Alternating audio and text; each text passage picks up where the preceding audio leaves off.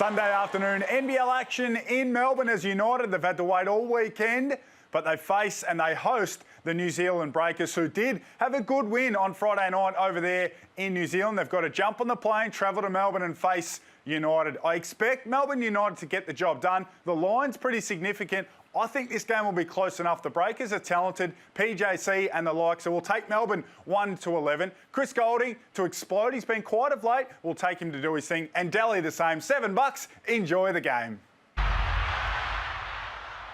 What are you really gambling with? For free and confidential support, call the number on the screen or visit the website. Mango Matiang with a breakaway dunk. Left hand floater is good. Chris Goulding is more time for three. He goes bang! Back to Lamb. Contested three. Oh, knocks it down. Lamb again, feeling it. As Lamb knocks down his third triple in the corner. Oh my goodness! His head was just below the rim. Two shots. This is a big free throw right here. Ice water. So what's the plan here? You can't call timeout. Timeout, Zylan Cheatham. United take the win.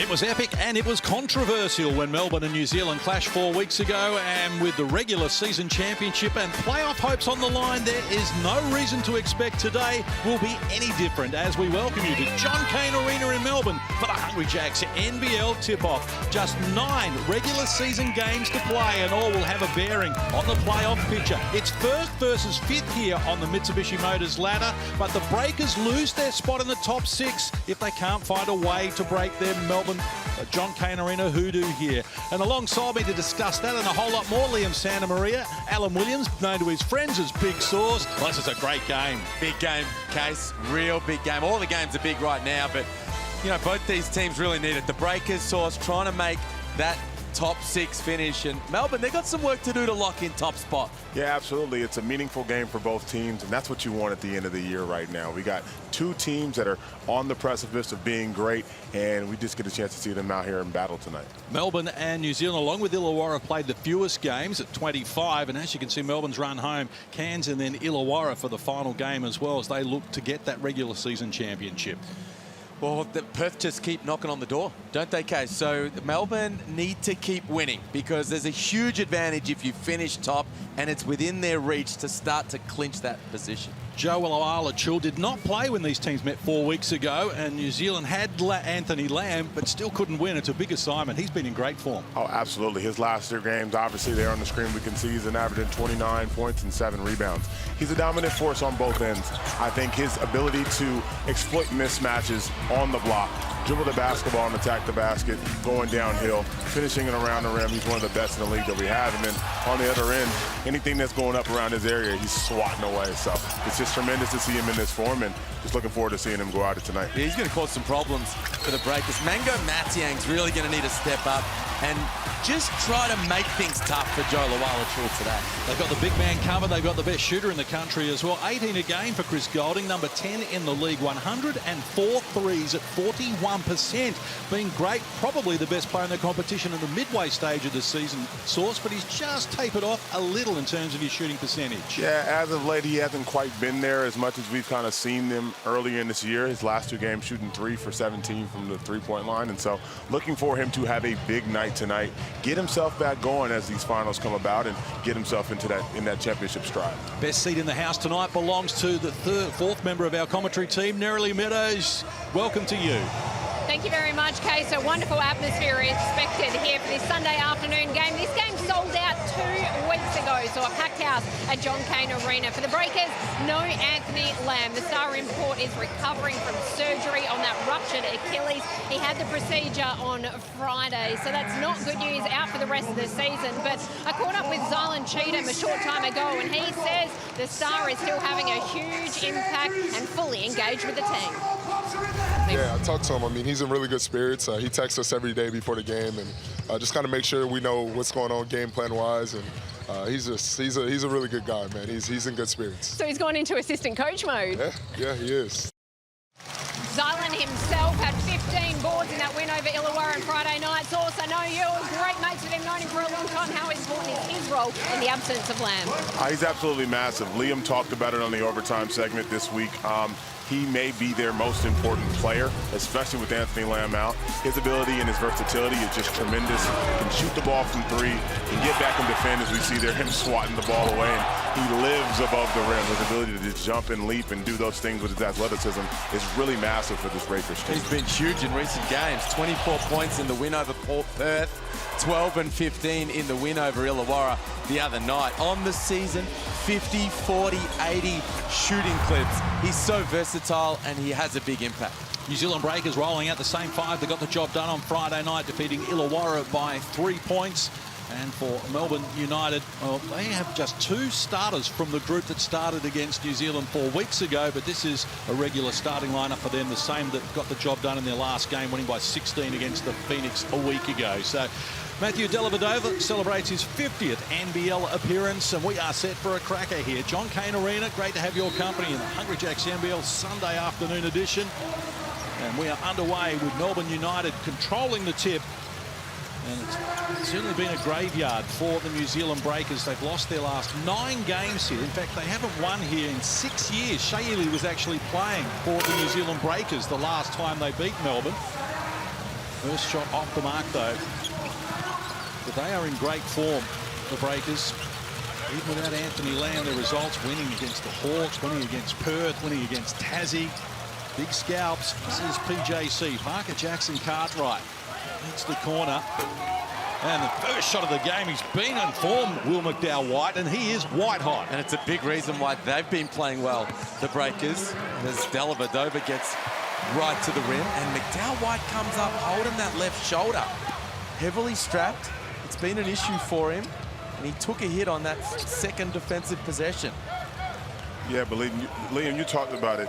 Will McDowell-White shooting the basketball is big for this Breakers team. His ability to spread the floor that way, not allowed the defender to just play him under like they have been early on in the season. McDowell-White with it. Shot clock rolls to red numbers now. By Travers, showed him some tricks, pulled the trigger, came up empty. Even got a piece of the action, but can't control it. And a chance here for Melbourne United. Shea Ely exploring into the paint, spinning into trouble, needs support. Travers. Wala-Chul posting up, Mathiang down in the low block. Demanded the ball, they got it to him. He goes to work, high arc on the shot, wouldn't fit, and a whistle on the play as well. Really good D from Mango Mathiang. He spoke in the pre-game, he needs to make things solid. Here you see the three-point shooting you're talking about. Source, Will McDowell-White. Across October, November, December, 27% from 3. But since the turn of the calendar year, 50% from long range, which is just changes the way you need to play him at the defensive end. Foul was called on Parker Jackson Cartwright. Melbourne can't convert, though, and the Breakers step forward once more. And whistle being provided here. Foul going to be called on Chris Golding. Blue 43. And that does look like something that the New Zealand Breakers are doing right now. Is anytime Chris Golden is guarding somebody, they're going at him. And that's been a theme we've seen all this NBL campaign, is teams trying to exploit that mismatch there on the other end. Obviously, we know Chris Golden's a great shooter and a great offensive player, but they like going at him on the other end. Lipster-Vicious off the mark with his 3-ball. A chance for Melbourne. Wala-Chul puts it on the deck. Mathiang again did a good job just to keep him at bay. Really good couple of defensive possessions. Mathiang just needs to make things tough. He just needs to be solid against Wala-Chul. Make every one of Wala-Chul's attempts go over the top of him, and he'll do enough to make it a tough night for Melbourne star centre. Needs to stay in the game as well. When these teams met back in round 4, he fouled out in 7.5 minutes at the end, but he's a much different player now. As mature a bit longer the season has gone on. So both teams are struggling offensively at the moment. Dellavedova takes them on, draws contact from Will McDowell-White. Free throws to come. And that's where Melbourne United are so dangerous. When they're in transition like that, you get Delly going downhill with a full head of steam. His ability to slow step 1-2 with the Euro, put the defender in jail, and use his strength to get that shot up, and draws a foul there. Career high 10 assists to go with 14 points when these teams met last time. Was it a foul? Case? It was. It was a shooting foul, is the question. It was a foul, wasn't a shooting foul. It wasn't a shooting foul, Source? from what I saw. Yeah, foul for sure. Not a shooting foul. Was Water under the bridge, isn't it? Well, geez, is it? Because Anthony Lamb foul in Wollongong. that's true. The Breakers have had the tough end of a couple of They these have indeed. late game whistles, and with the things so close, This is Golding getting an open look. He puts Melbourne on top for the first time. they do such a great job of finding Chris Golding off offensive rebounds. I'm sure they drill it at training every day. It's like, hey, you get an on board, find 43. He's going to be there open. The Wildcats do that with Bryce Cotton. Tassie do it with Jordan Crawford. Is Parker Jackson Cartwright stepping closer. If it needed help, it got some. Throwing it down, Mathiang, after Melbourne had scored the last 6. There's a chance here for Parker Jackson Cartwright to add to the carnage and put New Zealand back on top. There you go. The thief in the night. He just finds a way to get that basketball. He's an elite on-ball defender, as we see Shea Ellie getting to the basket there and getting fouled. But Here's the offensive rebound. Travers, bang. He knows exactly where Chris Golding's going to be. And he knocks it down, and here's the league leader in steals.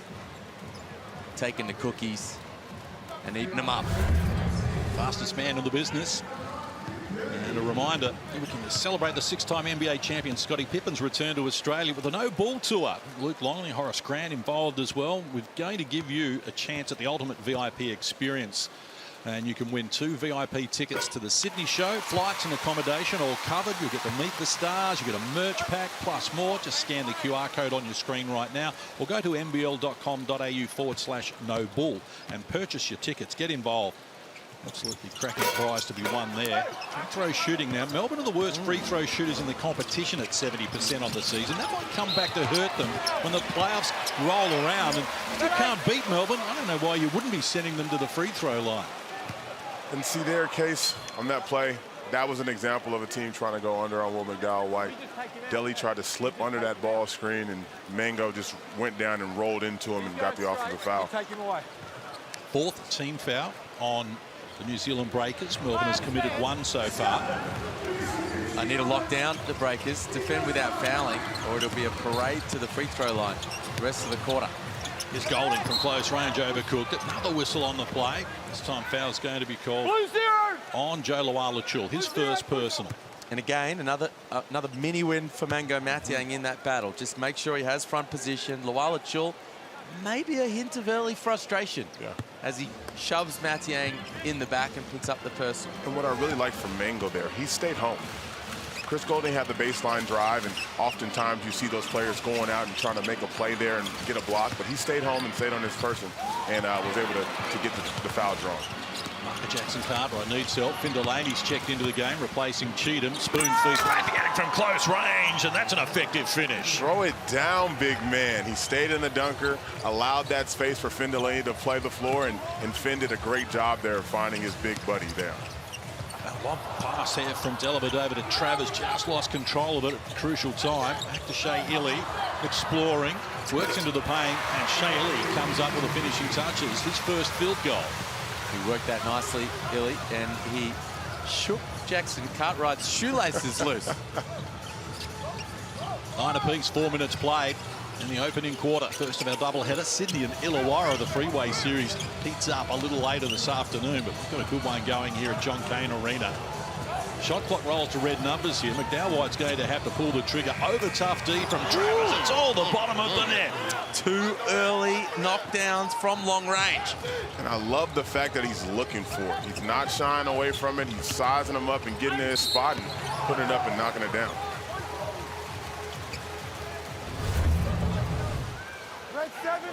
This is the dime from Delaney, draws the shot blocker. Mathiang gets above the rim, and then Jackson Cartwright sees Illy, says, no, I don't want that. And McDowell-White needs to make a play late in the shot clock.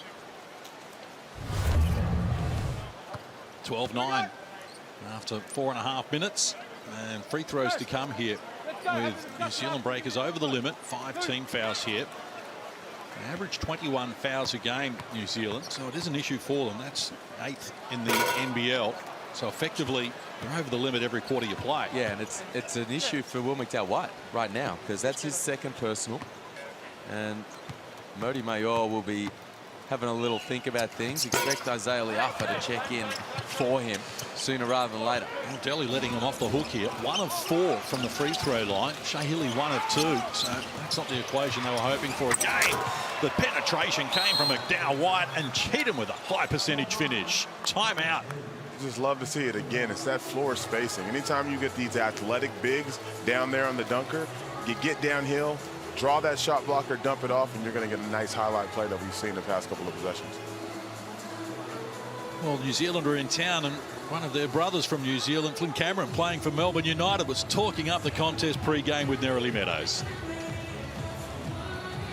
You personally, whenever you come up against the Breakers, does it add a little bit more spice to the contest? Oh, definitely. Like, that's where I'm from, New Zealand, so got a lot of family, friends on that team, so yeah. Who are you closest with? Dan Footu, definitely Dan, but also played with like Isaiah, Max Darling, played against Will. If people don't know, he's from Brisbane, so kind of grew up watching him play, so it's definitely awesome to, you know, play against him. Does it make you even more inspired in those little one-on-one contests here and there to get the wood over them when they're mates? Yeah, definitely. You know, when you're back home, you know, that's what we talk about off-season. Like, remember when I did this? So yeah, definitely don't want that to happen. He played well for New Zealand at the World Cup last year, averaged 8 minutes a game, Flynn Cameron, and certainly had an influence, and great to see that rivalry building between them. And not just from New Zealand, of course, the son of a legend of Kiwi basketball. All-tournament team at the 2002 FIBA World Championships, Pero. That memorable tall black team that, made the top 4? Made the top 4, yes. Yeah. What a baller he was. Yeah, in the FIBA Hall of Fame. But right now the Breakers have got it on their terms. They lead by 5 here.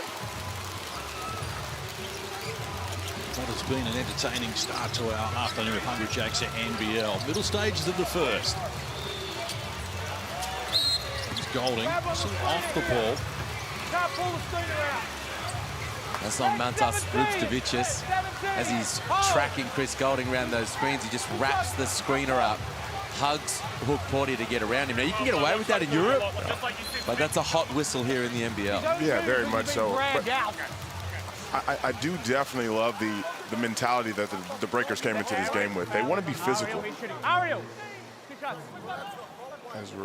As we're getting an explanation on what's going on and figuring out who's shooting the free throw. Well, Chris can't believe he's not getting the free throws. The whole way until it then gets into the screen to call the foul. Like you said, I didn't call it, so I don't know. But yeah, New Zealand is totally fine letting Melbourne get to the free throw line. Obviously, they need to have some more foul discipline and not allow that to happen so much. But their mentality of coming out and being physical and trying to punch Melbourne in the mouth early on is really working for them right now. Ariel Hook Porty, who came into a 62% free throw shooter, shows the guards how it's done. Back-to-back, just eases the situation slightly. But New Zealand on top by 3 inside the last 5 minutes of the opening quarter. Jackson Cartwright bouncing into and off of Ian Clark. Goes back for seconds. Works to the foul line. High arc on the shot. It rattles around the rim and it tumbles. That is a tough shot to make, but he's been making it all season. Loves to get to his spots. Anywhere in that mid-range he's really comfortable with, and is a killer in the ball screen. A great season. Certainly in the conversation for NBL first team honours. Here's Golding again, pressure deep coming from New Zealand. They took the foot off there and almost paid the price. Delaney gets after it and Supermans himself along the baseline to keep it alive for Liafa. So Melbourne 3 of 9 at 33%. Not getting it done offensively. Breakers 7 of 11 at 64% at the moment. Been more effective. Bad turnover from Jackson Cartwright. Hey, we spoke about how the Breakers are hunting that Golding matchup.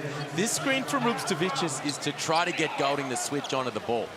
He doesn't. Jackson Cartwright goes to a second action and knocks down the mid-range. But possession after possession, they're trying to find a way to go at Chris Golding. Absolutely. Even there, you have Chris Golding on the side there, and he's supposed to be playing nail coverage and helping there to not allow that mid-range to happen, and he just wasn't there in time. So they're going at him every day. Bowen turns down the shot. Ian Clark being dangerous from deep all season. Gets it done straight away. Shooting 44% from long range on the year on a whole bunch of attempts. he's been lights out. What a luxury to have off your bench, having a guy like Ian Clark. It's phenomenal to see him playing really well this year. And penetration and the finish comes for Will McDowell-White. He's up to 8 points on 3 of 4 shooting. Leading them a merry dance at the moment. Clark in traffic. Needs help. Bowen, lob pass down low. Hook Porty working against Cheatham. Might like his chances here with a height advantage. Got the shot off quickly, but not the target. They reset here. Look inside. Active hands. Well on Cheatham to deflect that out of court. And they've got 3.9 on the shot clock, Melbourne, as Golding sits down. And there you see the defensive versatility of Zalon Cheatham. One possession, you might find him on the perimeter guarding a Clark or a Golding, and then they can put him on a guy like Hook Porty and he can wrestle down low. So Melbourne with 5 bench players on the floor at the moment. 3 minutes out from quarter time. Plenty of activity off the ball. They get into the corner. A shot off the mark from Clark. Touch finish though was there for Flynn Cameron and his first score. Just like Dean Vickerman drew it up there. So Will McDowell-White will bring the Breakers forward. They need a win. 5th on the ladder, but they tumble to 7th if they can't find a way to win here. It was interesting to hear Flynn Cameron talk about Will McDowell-White, watching him as a young guy in Queensland, in the Brisbane area, watching McDowell-White coming through. He was a rock star as a junior in Southeast Queensland basketball. Big crowds coming to watch him as a junior. Well, the upper restarts. Yang hands over. McDowell-White. The hesitation dribble. Porty might have got a piece of that. So a chance for Melbourne United to come forward. Cameron got in the air, gets it back from Bowen. Thought about the 3. Likes to go to Tanner Krebs instead as they reset. Single digits on the shot clock now. Cameron, lob pass. Porty misses the dunk. Threw it down with too much vigor. And now stepping out of court, Tanner Krebs. And Melbourne will turn it over for the 2nd time. You spoke about it, Liam. That's the versatility of Zalon Cheatham right there. We see him, the previous possession, guarding Ariel Porty on the block, doing a good job walling up. And then there he's guarding Flynn Cameron in a ball screen situation. Keeps his hands up, doesn't foul, makes it a tough lob pass where Porty ends up missing it. It's amazing his ability to be able to go out there and guard multiple positions. Lee Harper gets a good look. He's off the mark though. 2 of 5 from long range now. The Breakers the same as Melbourne United. Bowen puts it on the deck, needs help. Here's Clark, gets beyond the foul line. This time Krebs gets a wide open look. Couldn't finish it though. Cheatham the rebound. And a double dribble on Liapa. He had a quick look at Mango Matiang and he just thought about it for a little too long. The window of opportunity closed and he still had the rock in his hands. A lot of respect for that, being a big man there as that guard looking at your big man running the floor, though. We really appreciate that, man. Really big time right there. At least you considered me. Absolutely. Under 2 minutes left until quarter time. Quite an arm wrestle developing here between the New Zealand Breakers. Last season grand finalists and one of their former greats, Shea Illy, puts a lid on 3 more to put Melbourne back in front. 3 of 7 at 43%. They've been effective from long distance. 4 of 8 from the stripe has hurt what should be a bigger lead for Melbourne United.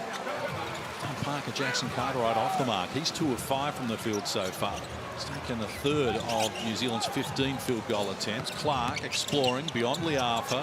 Mathiang stood off him. Couldn't finish it though. Loose ball scramble. Parker Jackson Cartwright just lost control of it. And now a tangle of feet with Tanner Krebs is off to the free throw line. We talked about the way that the Breakers were trying to hunt Chris Golding. Melbourne doing the same to Jackson Cartwright. So they switched Jackson Cartwright onto Shea Illy on that possession. They want to put Jackson Cartwright into situations where he has to defend the ball and defend ball screen actions. Illy steps back and knocks down the shot. He's only fouled out twice this season, Parker Jackson Cartwright. One of those was against Melbourne back in round 4 in 30 minutes. The other time was in first round action against Cairns when he also played 30 minutes before fouling out. So he's a very high IQ player as well, Parker Jackson Cartwright. He's going to need to be smarter in this one. So Melbourne by 3. Equal biggest lead that they've had in the game. Here's Liapa stretching the floor, getting up quickly. Mathiang muscles his way in from close range, gets it done. Great feet work there from Mathiang. Just, again, playing that dunker spot. Ian Clark gambles in the backcourt there, and it allows Isaiah Leopold to have the opportunity to get him downhill. Shea Illy with a nice finish, takes the contact, gets it done. Again, Illy, a few possessions ago, Jackson Cartwright saw Illy in front of him, and he didn't want the smoke. Down the other end, Illy wants all of it. He wants to go at Jackson Cartwright.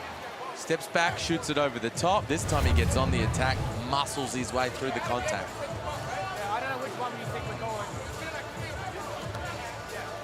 So Shea Illy averaging 10 points a game. Also top 10 in assists and steals. And a 75% free throw shooter this season. 67 of 89 coming into this game. We're back here.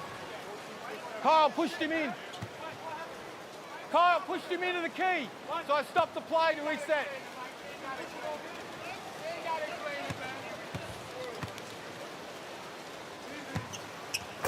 I think Kyle Bowen there is trying to take a page out of Ruben Tarangi. Yeah, Ruben's good at that. Yeah, Ruben does it a little bit. He got it from someone else, I'm sure, but no, just seeing him, little nuances within the game. What's your favorite trick of the trade?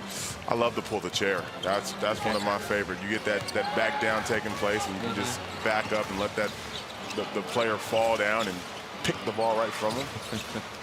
15-6 run here from Melbourne. It's got them where they want to be, but they can't prevent Will McDowell-White from getting it done. He's hooping. Big first quarter. He's in double digits. McDowell-White.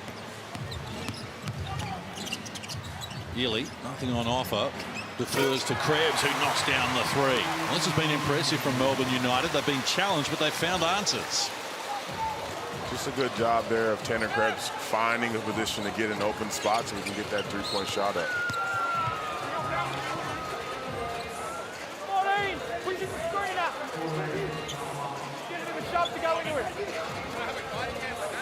There's a guiding hand, and then there's absolutely shoving him in the back. Oh, Michael Allen is all over Kyle Bowen right now. Well, the fouls have racked up. 8 fouls now on the New Zealand Breakers. Jackson Cartwright has 2 of those. Now White has 2 of those.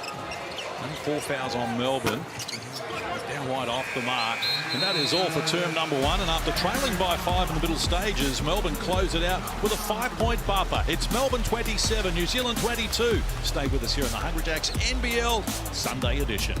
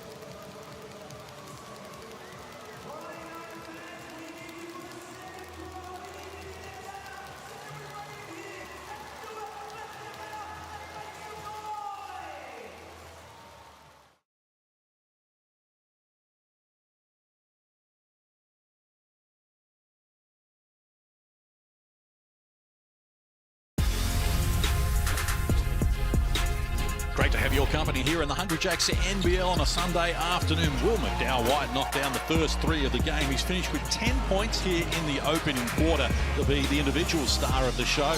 But Melbourne United, well, they have got it where they want it, because after being down 5, they now lead by 5 at quarter time, 27-22. Mitsubishi Motors threes have been raining heavily as well. Melbourne 4 of 8 at 50%, getting it done. And 4 different guys knocking down 3-point looks for Melbourne. That's really been the difference thus far. They've stepped up and knocked down a few more from long range, and the Breakers need to get some more work done on the glass. Rebounding's been an issue for them all year, Source, and they've given up 5 boards in that first term.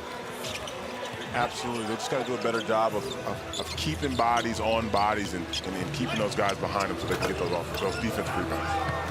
Now White adds to his tally as we go courtside to Nerily Meadows. Liam, spot on. Those are the 2 areas that Mody Mayor was focusing on, conceding the boards and not getting out to those threes by United. We've got a new injury on our hands, and that is the clipboard of the New Zealand coach. He threw it in absolute disgust in one of the all-time great sprays. And yes, I know that Mody Mayor can be a very expressive man, but this was an expletive-laden rant that went on the entire quarter time. Oh my, is there a backup whiteboard in place, Nerily? It's got a few chips in it already, so I think I might have copped a bit of treatment before this one as well. Mody Mayor, one of 2 NBL coaches to be ejected this season. The other one occurred last night with Mike Kelly at John Cain Arena. You were sitting courtside, and Source, you weren't far away. What did you guys make of that? I don't know what he said. I can't imagine Mike Kelly. If anyone knows Mike Kelly, they know he's not a demonstrative character in that way to try to stand someone up or embarrass an official or whatever it is. But maybe he said something that we didn't catch. This Golding did well to reel in the pass from Dellavedova. That's Liafa out to the deep water where he does his best work and has drawn another foul. And these are the type of fouls that New Zealand just need to clean up. And Mango especially. He's going to be vital for them winning this game with his matchup against JLA today. And you can't have fouls fully extended that way, just getting your hand in there reaching. Got to be solid, use your body. He's got 2 fouls now, and now it's going to be up to Mody to figure out the way to go about it. Breakers got 4 players with 2 fouls. Tough shot wouldn't fall there for Dellavedova. And as I mentioned, Mathiang fouled out in 7 minutes 50 against Melbourne in round 4. It's the fastest exit we've seen in the NBL this season. And all of those guys on 2 right now, Case, key contributors. 4 of their 5 starters are on 2 fouls here early in the second quarter.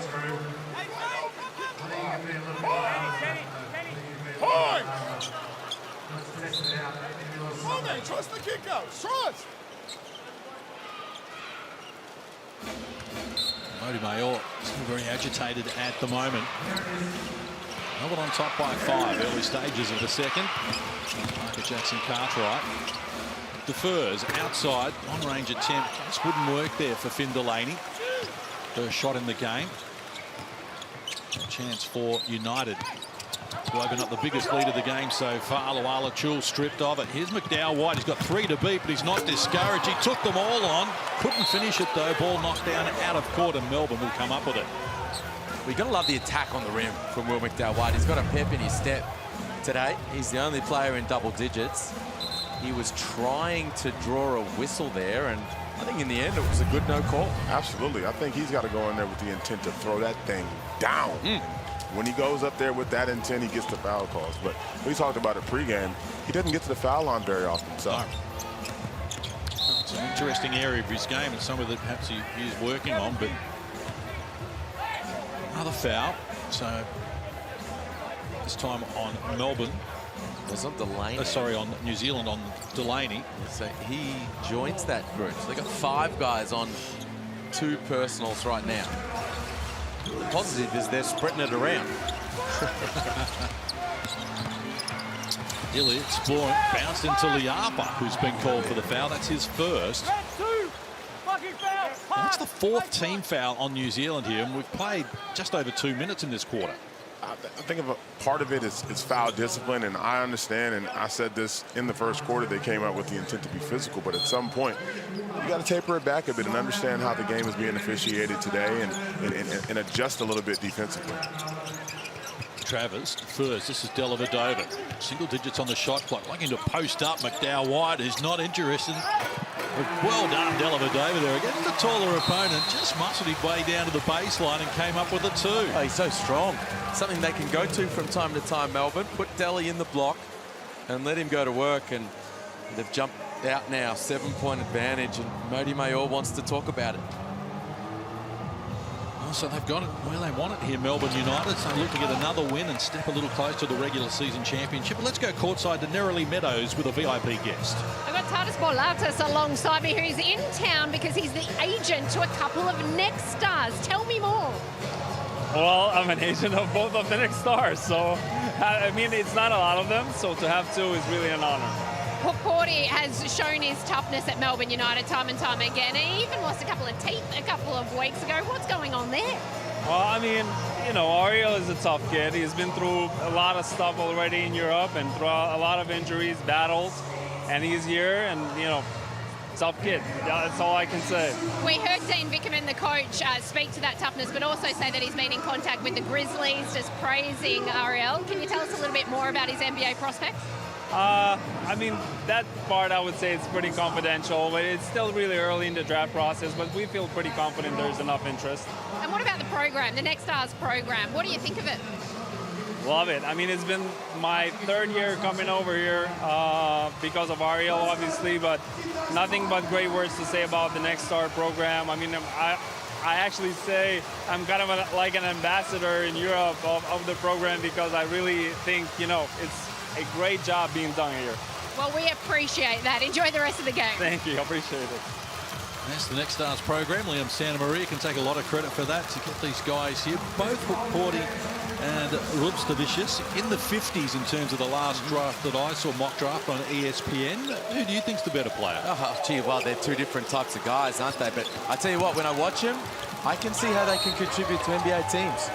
You know, Ariel Hook Porty is a Clint Capella style, you know, screener, roller, lob threat, a guy who can protect the rim. Every team wants those types of guys on their squad. And Rubstavicius gives and gives and gives to your team and barely takes anything away. I like both prospects. I think both are going to have tremendous upside in the future, and obviously I'm looking forward to seeing what they can do at the next level. Yeah, Alex Sarr continues to impress as well in Perth. Not doing no harm to his chances of being the overall #1 draft pick. Bobby Clinton's been impressive this year. Alex Tui in Sydney, we'll see a little later this afternoon, been outstanding. Trenton Flowers doing good things in Adelaide, AJ Johnson, but just the list continues to grow. It's a credit to Liam's department to get these dudes here. Oh, thanks, Case. Working hand in hand with Jeremy Lowliga, of course, who's done such a great job with the program, and Vince Caravalli as well, working with us moving forward. Here's Ely, penetrating, lost the handle. The Arthur may have just relieved him of possession. Parker Jackson Cartwright with it. It's back to Liafa, who puts it on the deck, feeds Delaney, who caught the ball, assumed his position, and then fired up the 3. Couldn't get it done. They swing it quickly. Now they get McDowell White a good look, and he's been unconscious. Continues. He's up to 15 on 3 of 5 from deep. A couple of clips ago, we saw Modi Mayor talking to PJC saying, trust the swing, trust it, trust it. And the Breakers right now are trusting that swinging of the basketball and getting open looks. Offense. Dellavedova wants to challenge this.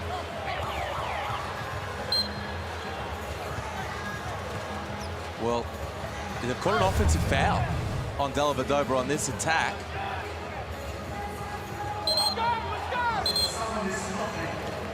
Jeez. He gets the step on McDowell White. Have a challenge. Bang, bang play. Tough. A little bit of an extended arm there. Maybe a no call play on. I agree, yeah.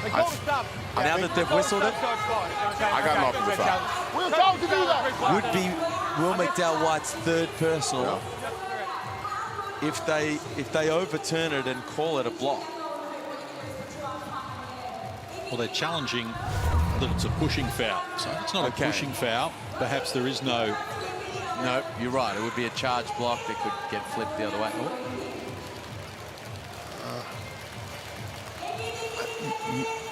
Maybe Will McDowell's contact is illegal there initially, and he creates the first illegal action in the play, but there is definitely a push off there, and so interested to see what they call here. Michael Aylen, who worked the game last night as well, in the hot seat here, along with Ruben Wilcock and Ken Widgeon. Obviously a difficult one for even in replay to make a call on here. A low scoring second quarter so far. Played a tick over 3 minutes with 7 points to 6. What's the left arm of Dellavedova? Just an extension at the end is what drew the offensive foul whistle. There's obviously contact with the shoulders right there, and then the left arm pushes off. That's why he was initially called for the offensive foul.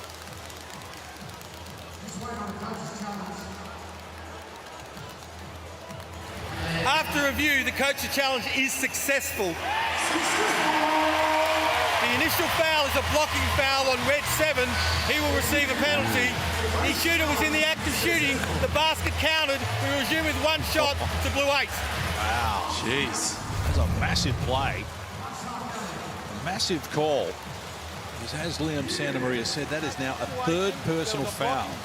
Will McDowell-White. Ball is changed. It is reverted to a foul on Izzy. He's in the act of shooting, so the basket counts. We get 1 shot. Who's the foul on? Well, foul was on Izzy. No, on Will McDowell-White. So that's Will's third. And you overturn and change the call. Yes. And this is allowed.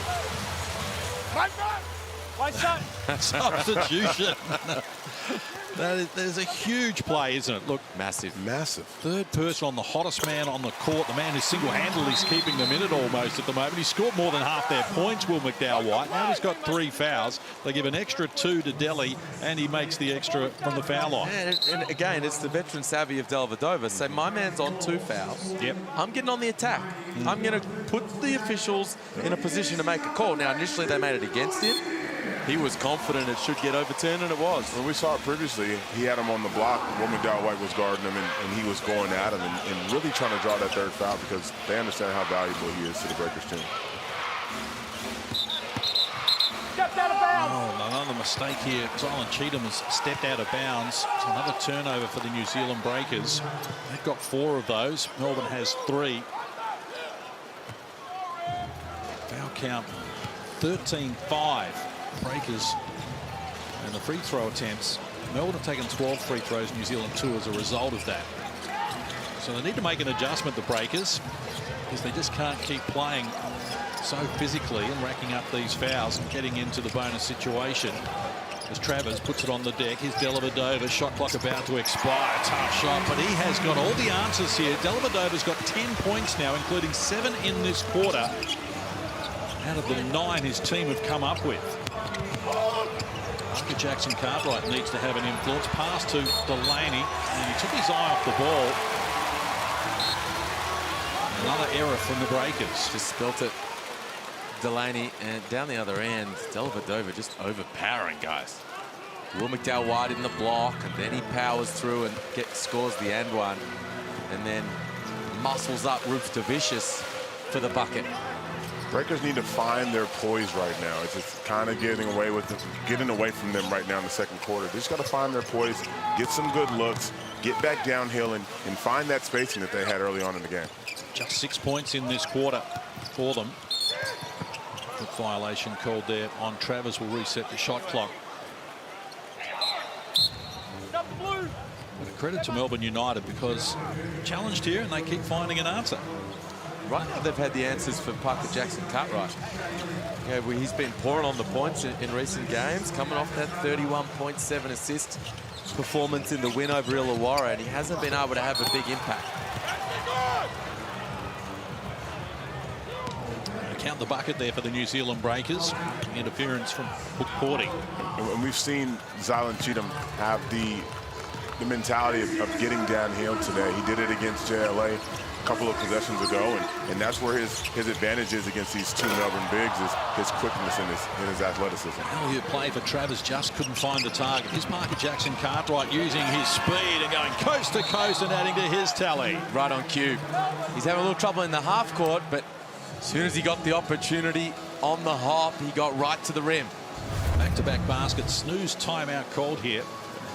We see PJC just doing what he does best, getting out in transition, using his speed to his advantage, and finishing around the basket, and really juiced up and hyped up, trying to get the Breakers back into this ball game. Fastest man in the competition with the longest name in the history of the NBL as well, Parker Jackson Cartwright.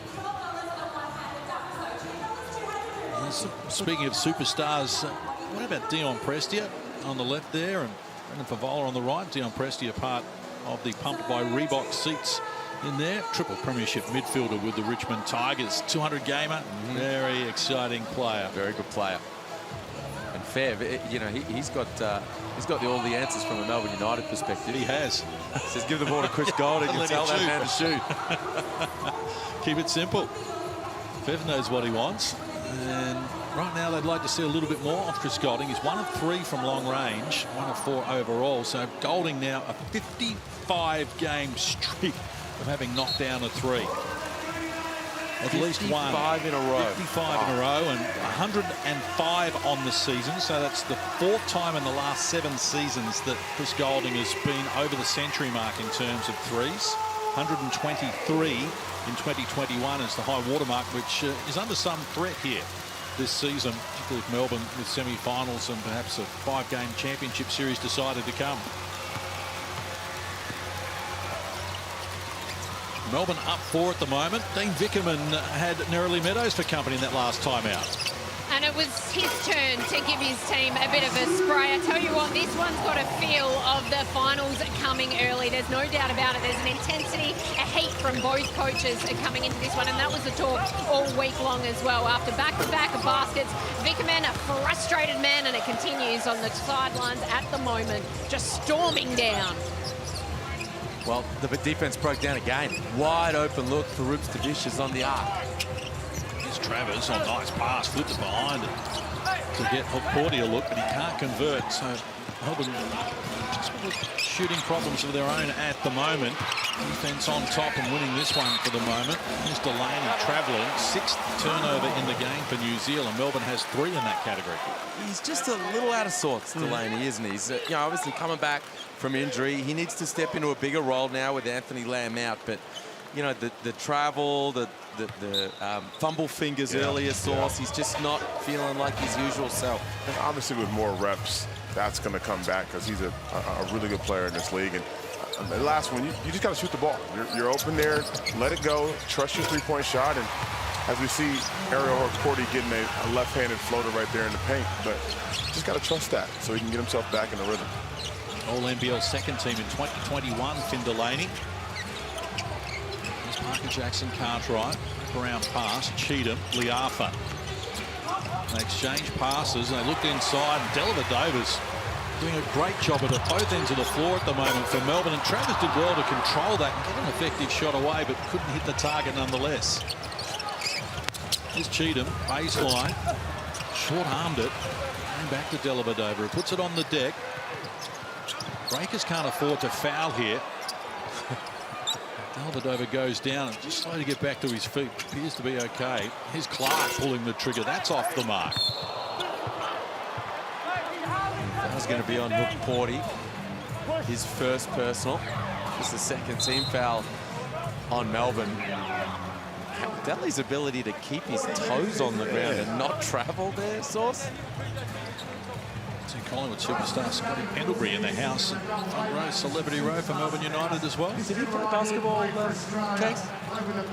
Very good player.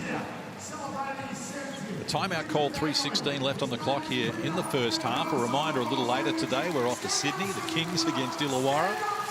The snooze timeout here at the moment. It's already been a tough day for New Zealand basketball as well, because Tall Ferns lost to Puerto Rico in the Olympic qualifier and are now out of the Paris picture. So they are out.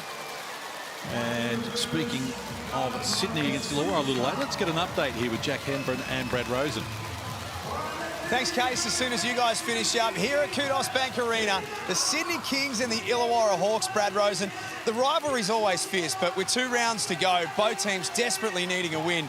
This one's a monster. Doesn't get any better. It's going to be a packed house here at Kudos Bank Arena. Crowd's going to flock in, and these 2 games, they do not like each other, these 2 teams. You know they're going to be firing. Now, we've been here early. Ever since we've been here, Jalen Adams has been out on court shooting around. I don't know, he's kind of got that look in the eye. He does. He looked focused today, and he has to take this team to the next line. That's what he'll do today, I think. Must win for both teams. It's Sydney and Illawarra from Kudos Bank Arena. It's coming up shortly. Thanks very much, Jack and Brad. They're really looking forward to that clash. They've got so much riding on it.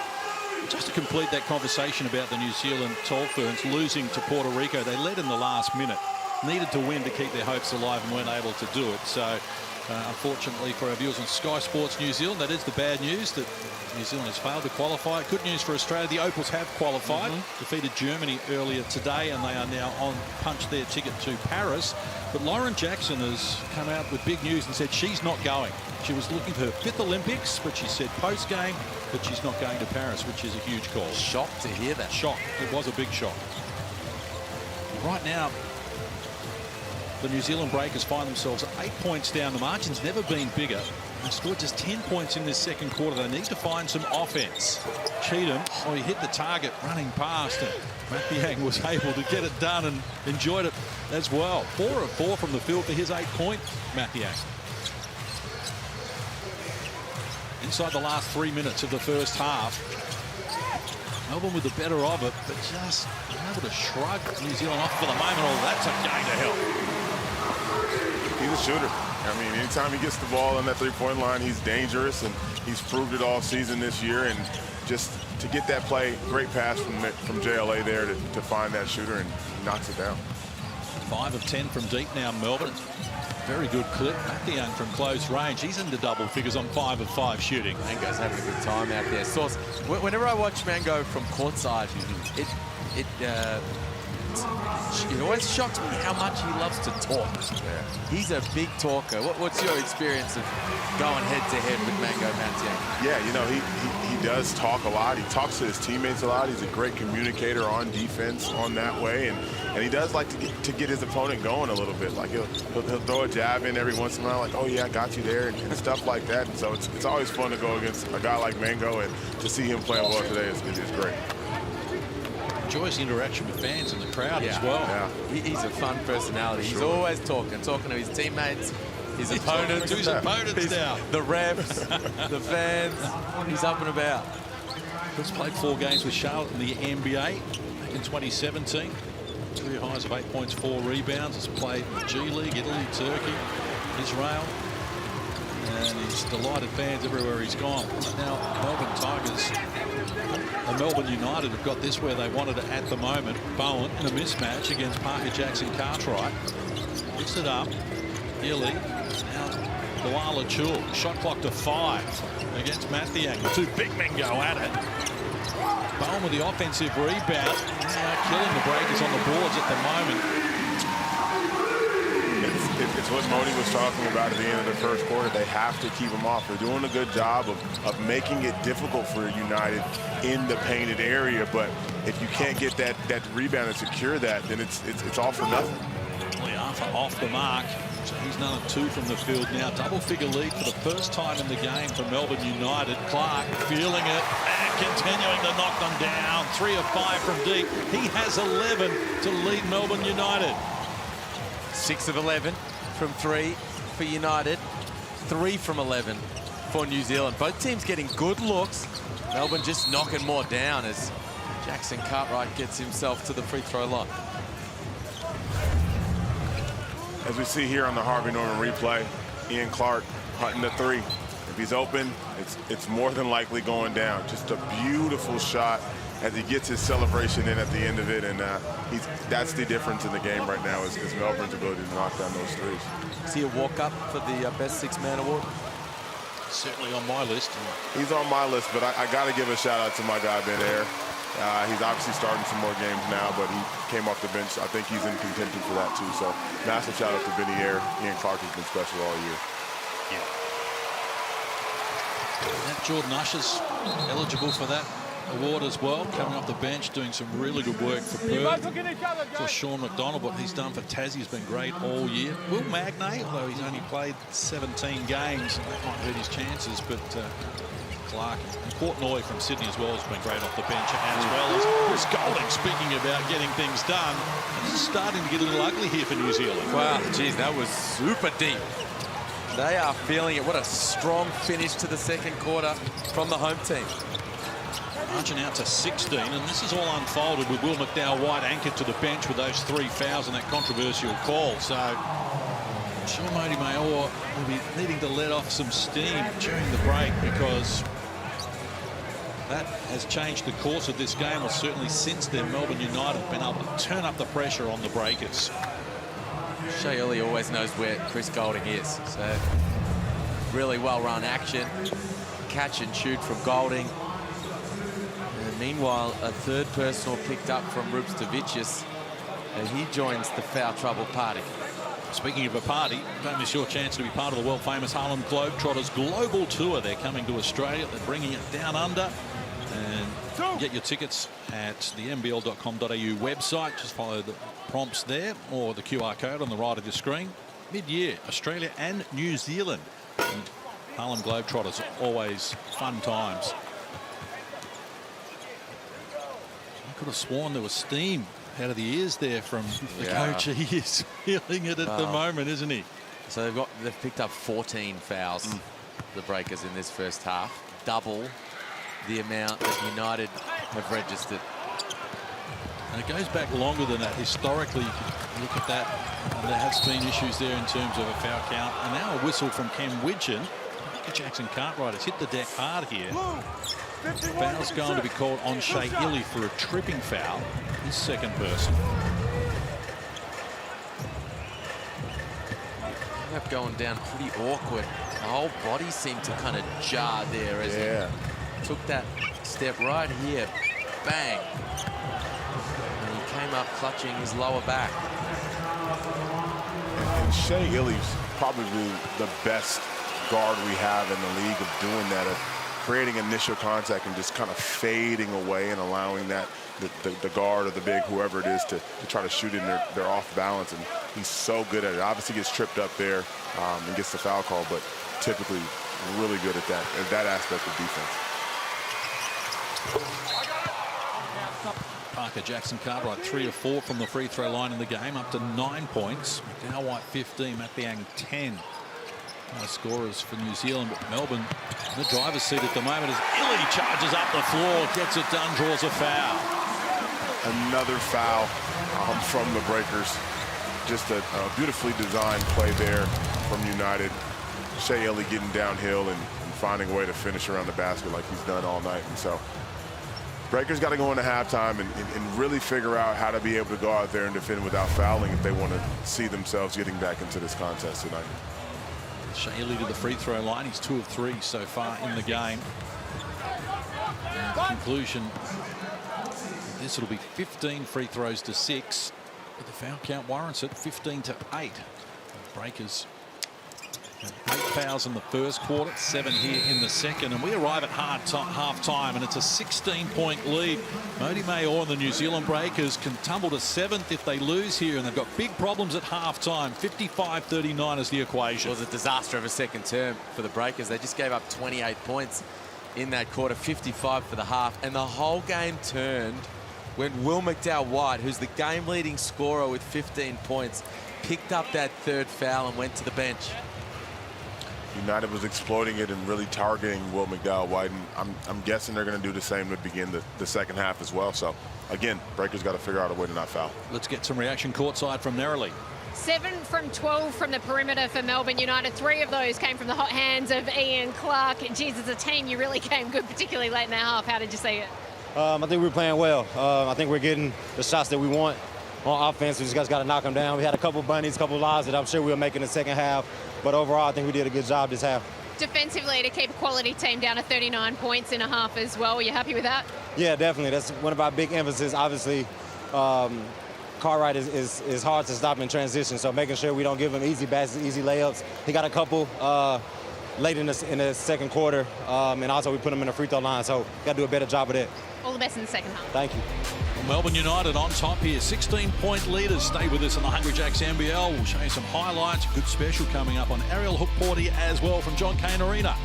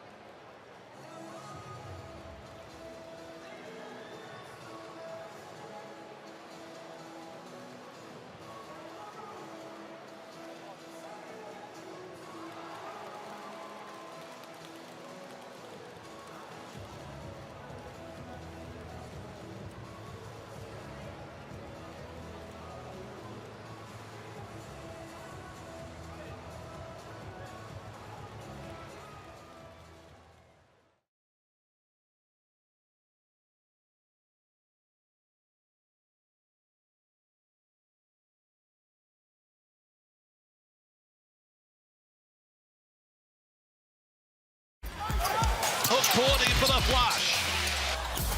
Oh, and that's how you finish a play. There's players that, you know, when you walk in to the facility, you gravitate towards. He's one for me. Ari is a standout for me. Me and him are really close off the court, so we laugh and joke all the time. The energy that he brings, his talking, his maturity, as well as, you know, understanding his role has grown over the years.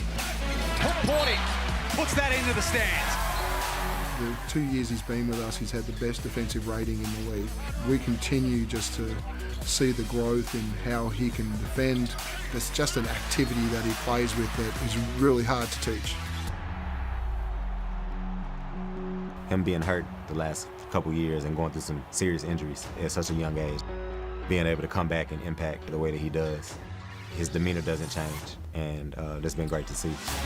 Cordy gets it done. That's a man-sized finish. We knew it was going to take some time to build trust.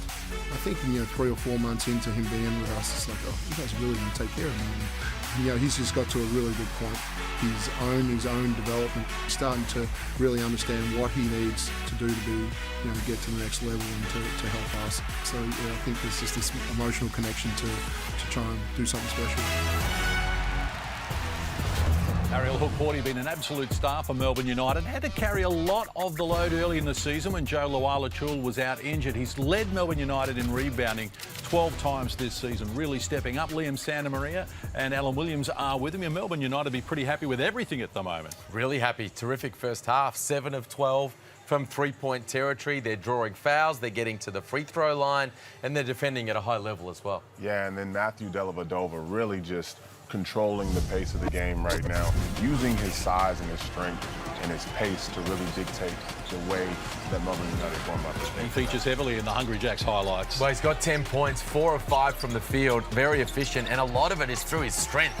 We know he can go into the block against other guards, then he gets on the attack. He had this call overturned for the and one. And then, again, another defender, and he'll muscle up and go over the top. So we know he leads the league in assists, and he can set up his teammates, but in this first half, he's been on the attack and he's been ticking the scoreboard over. Big game player as well, Sauce. As the playoffs and the games get more important, you just know he's going to get better. Oh, absolutely. He has championship pedigree. Obviously, his work in the NBA is something that we still talk about to this day, and just having him in that experience on this United team bodes well for them in their plans on winning an NBL championship. And it was really a heads-up play from Matthew Dellavedova that turned this game, because he was called for a foul. Will McDowell-White was involved. He wanted a challenge. They overturned the foul. Will McDowell-White, who was tearing the game apart at the time, was handed his third foul, sat on the bench for the rest of that quarter, and Melbourne ran away. Yeah, he was going to work. 3 of 5 from long range, McDowell-White. Now, you combine that with his attack on the rim, his ability to set up his teammates, and he was a big reason why the Breakers were starting to ask some questions of the ladder leaders. So when he got into foul trouble, went to the bench, it completely changed things. Now, can he come out at the start of the second, fresh start, keep his hands out, stay in front of the ball, and then at the other end continue to have this type of offensive production? You see on his Blackmore shot chart, Source, that he was contributing at the rim and beyond the arc. Well, this is the Will McDowell-White we expected to see coming into this NBL24 campaign. Obviously, he had a great year last year and had a lot of high expectations. Injuries, slow start to the season came about, but right now, he's doing his thing. He's played 19 games this season, fouled out just once, Will McDowell-White. Big pressure on him in the second half to stay on the floor. A little later today, we're off to Sydney. The Harbour City and the Kings are entertaining the Illawarra Hawks. What a tremendous contest this is going to be between these arch rivals in New South Wales, both looking for a spot in the playoffs. Sydney on the outside looking in at the moment. Hawks are there. Who's going to win it? We'll find out a little later from Kudos Bank Arena when the New South Wales rivals go at it. But still to come, second half here in Melbourne, and New Zealand with a big challenge ahead of them against Melbourne United.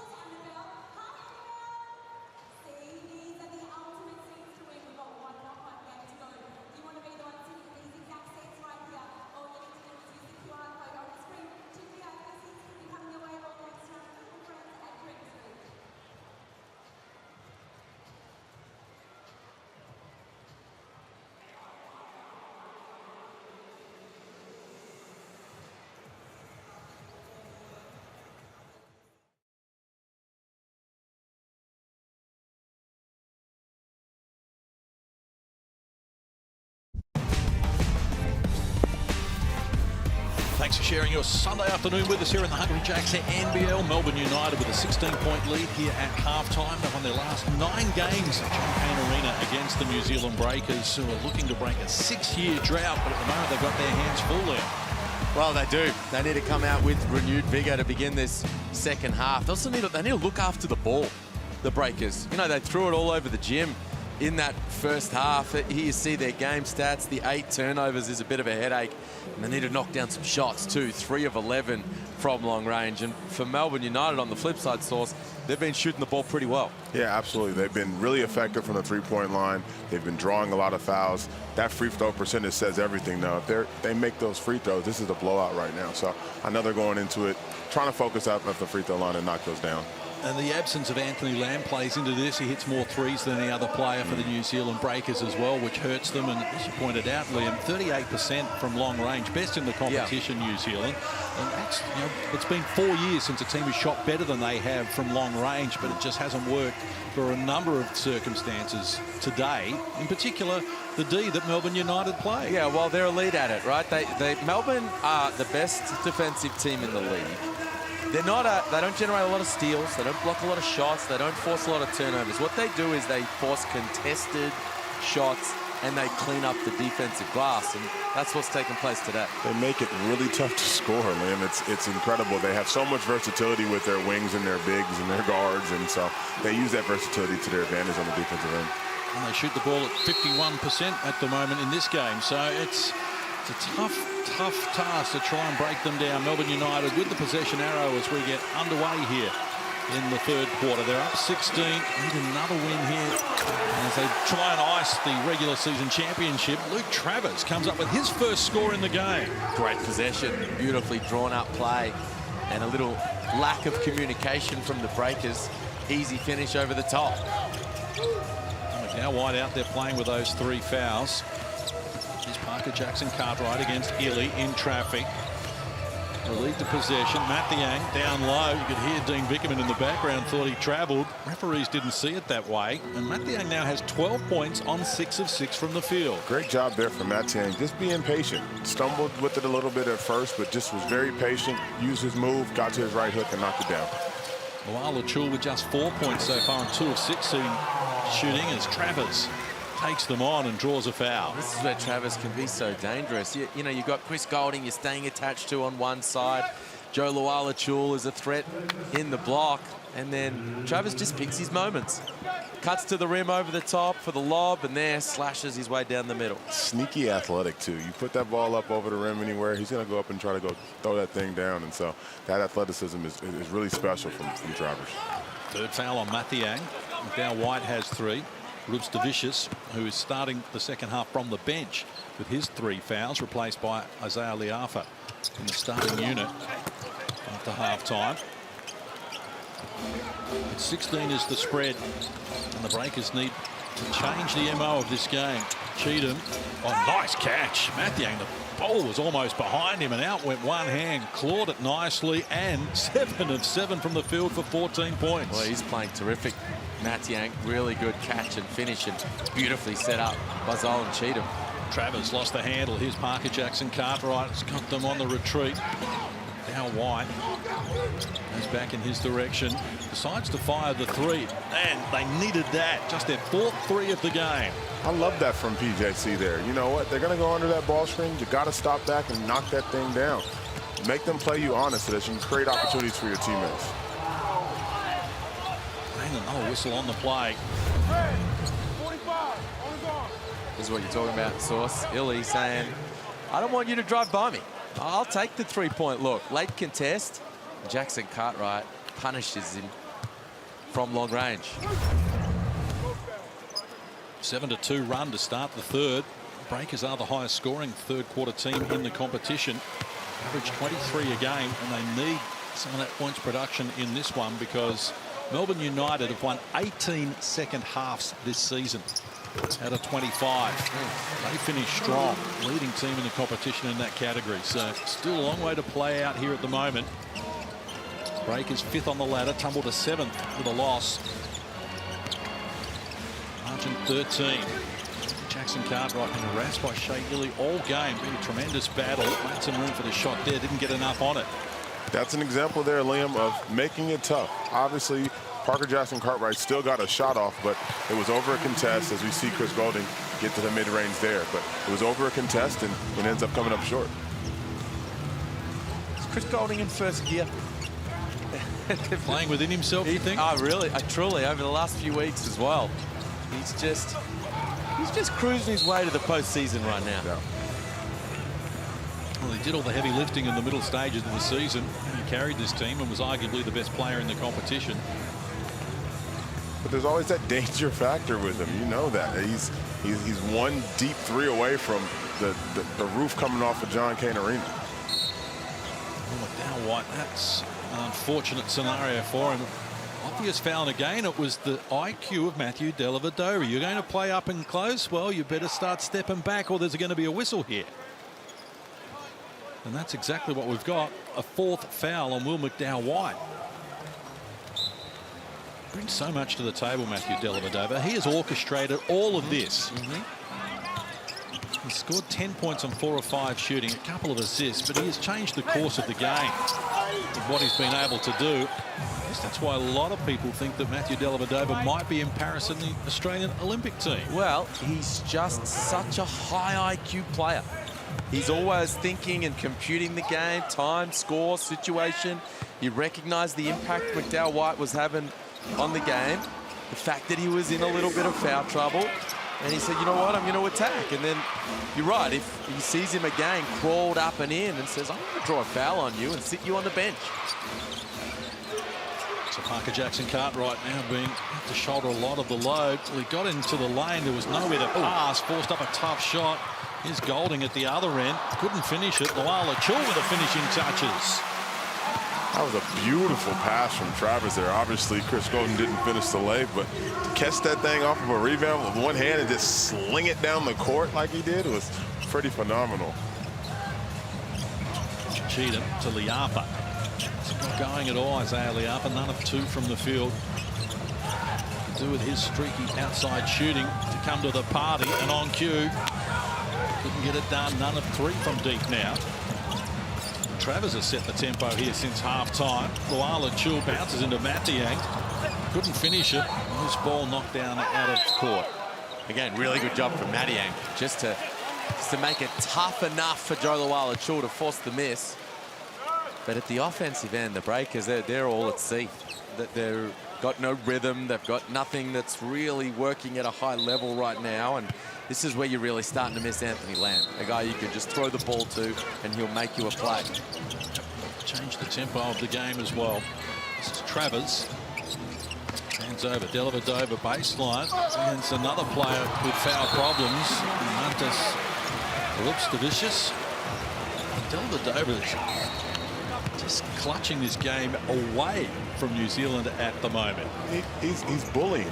You know, he's out there and he's bullying this Breakers team right now with his physicality and his IQ, and it's creating so many opportunities and advantages for the United team right now. Here's Parker Jackson Cartwright for Cheatham. He fires the 3. He's been shooting it really well. One of the things he's trying to prove in order to get back into the NBA to say, hey, I can floor space at that level, shooting 40% from 3 on the year. 4 minutes played in the third. Status quo remains with Melbourne United on top here, just having their way with the New Zealand Breakers. They're back to 18. An equal game high lead for Melbourne United. Last start was a 16-point win over the Phoenix. Beat Brisbane by 16 the round prior. Sandwiched in there was that loss to the Sydney Kings. Blue 23. They continue to impress Melbourne.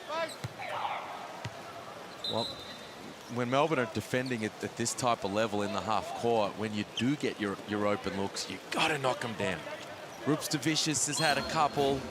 Isaiah Liapa's 0 for 4 from long range now. They find an easy one at the bucket there off the baseline out of bounds, but they need guys to step up and knock down shots from long range. And Clark puts it on the deck. Penetration was good from Clark. He's been busy today, now up to 13 on 5 of 8 shooting. Such a tough finish. He's such a well-rounded offensive player, and his just ability to score on all 3 levels is great to see, and his ability to make the right read every single time he's out there. Cheatham turns down the 3 this time. Jackson Cartwright did well to reel that in. Red numbers on the shot clock though from close range. Athletic but unsuccessful there with it. Cheatham. Melbourne get another stop. Dellavedova shares it across. Ian Clark going to work, this time off the mark. And things just not working the way that the New Zealand Breakers would like at the moment. Another opportunity gone begging. As Cheatham spilled that out of bounds. They dodged a bullet. Clark had Hogporty open at the rim. Said 3's more than 2, and they came up empty. Ariel Hogporty runs like a gazelle.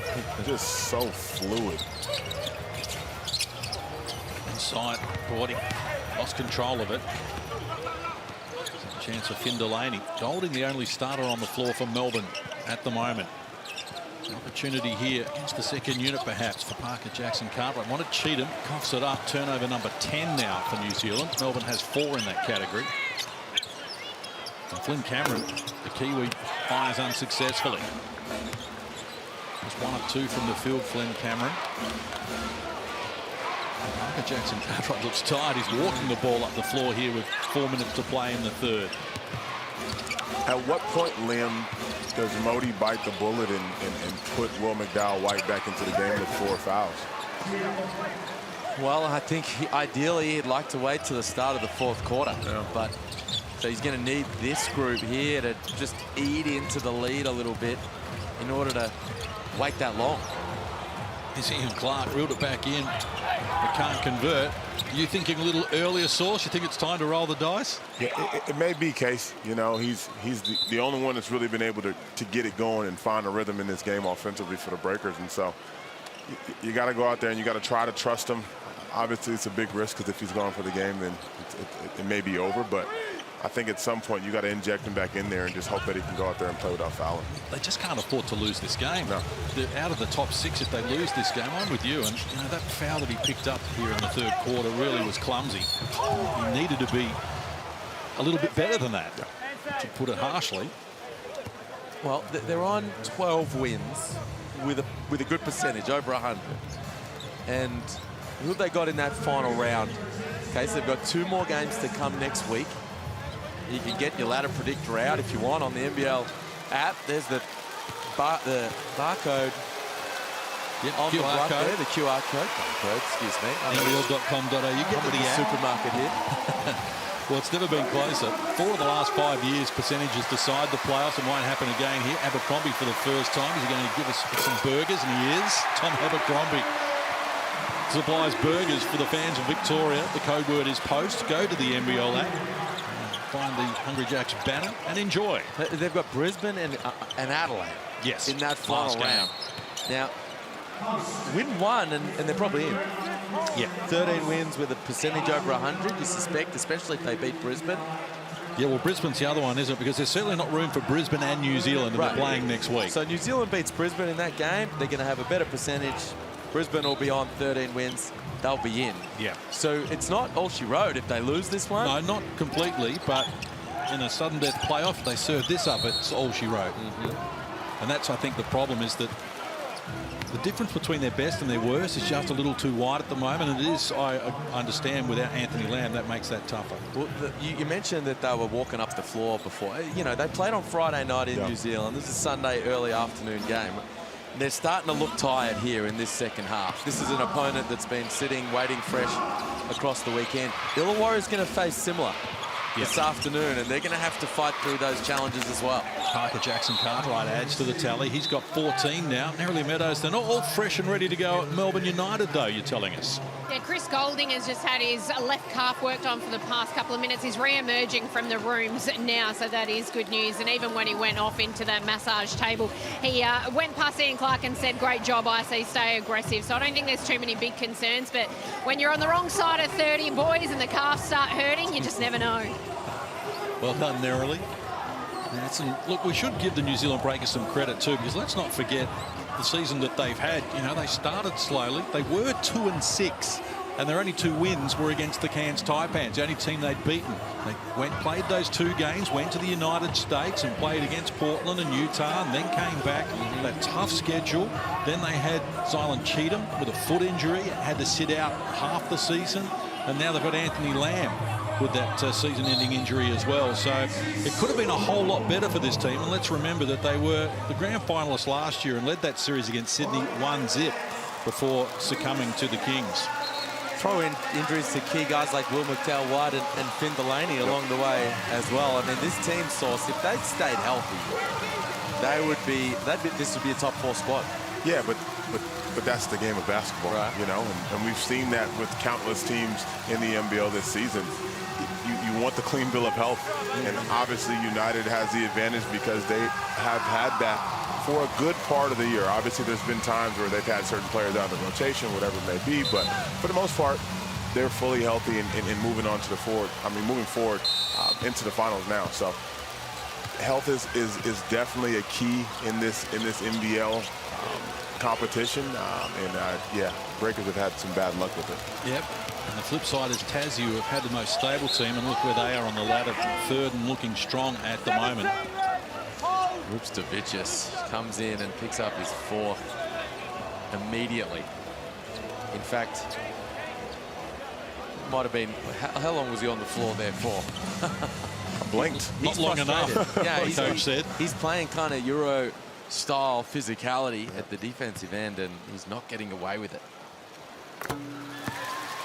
He's only fouled out once this season, but the Breakers do have a handful of players who feature in the top 20 in terms of fouls committed, and you wonder if it is a little bit infectious. If this is the way we play and this is the way we train, does it filter through to everyone on the team? But they seem to pick up a lot of fouls.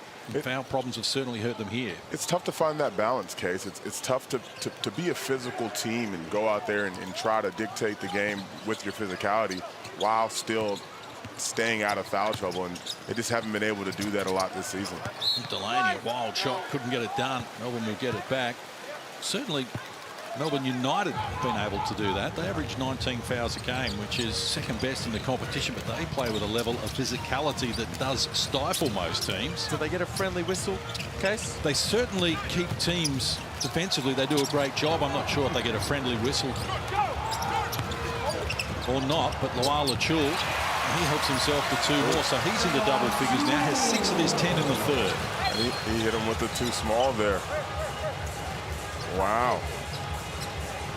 He really went low with it too. He definitely did. I didn't even think, I mean, he has really long arms too, as we see JLA there just catching the ball, finding the advantage, and just knocking it right over the top. Hey, he's way down there. Wow. He really reached far down to get there.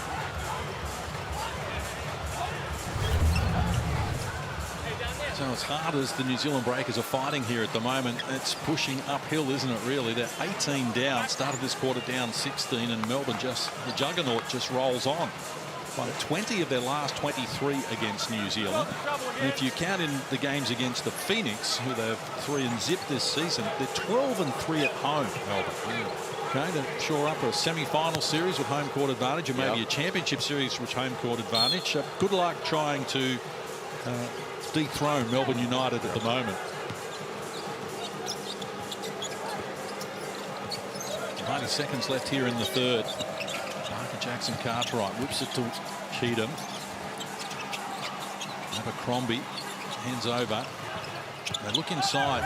Delaney again just bobbled the pass and forced into a tough shot there. Came up empty. They're just second-guessing themselves a little bit. Cheatham wide open. That's a 40% three-point shooter. And he's already knocked 1 down today as Cartwright wins back possession. He's hungry for the ball, and so Shea Illy. Good contest. Just starting the frustration, just starting to bubble over a little here, but 2 great competitors. Parker Jackson Cartwright thought he had to steal. Illy decided no. And then no one was prepared to give up the ball. You're falling on him. You can't fall on him, bro. You're going for the ball, but that doesn't mean you can fall on him. Blue ball. And I'll say this as we get an explanation of sorts about that foul.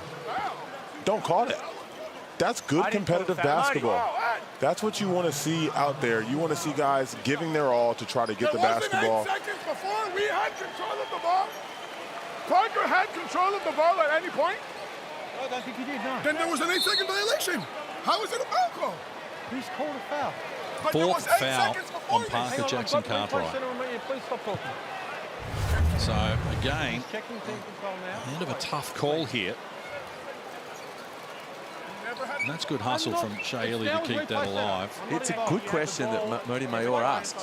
Great question. Did the 8-second violation occur before the foul? 2 shots, blue 51. Still what I'm telling. Because we didn't call it. I can't review that and it can't be challengeable. So Explanation from Michael Aylan. Will, go! And Will McDowell White is summoned. Well, now we are. We're all in. Foul on a technical. That would be very bad. And as tough as it's been this afternoon for Modi Mayor, it's good advice from the referee just to rein it back in. We don't want to see another technical foul on a coach. Yeah, I think he might have been given that advice to Jackson Cartwright. Delaney can't hit from long range, saying, hey, don't pick up your fit on a tee. Cool your jets. Loose ball comes back to Joao Luala-Chul. Breakers over the limit in terms of fouls again for the third straight quarter. Inside, Parker Jackson Cartwright deflected the ball away from Luala-Chul, but he stayed with it and now has 12 points in the game, and only Clark with 13 has more for Melbourne. 8 of his 12 in this third quarter from Joe Luala-Chul. Melbourne just continued to find a way here. It's been a tough day at the office for the New Zealand Breakers. Brooks DeVicious is part of that problem. He's none of 5 from the field now and has 4 fouls. Just has not been able to get going. Yeah. 56% from the field coming in too. He's been in good form. Scored double digits in 11 of their last 14, and he's got a donut right now.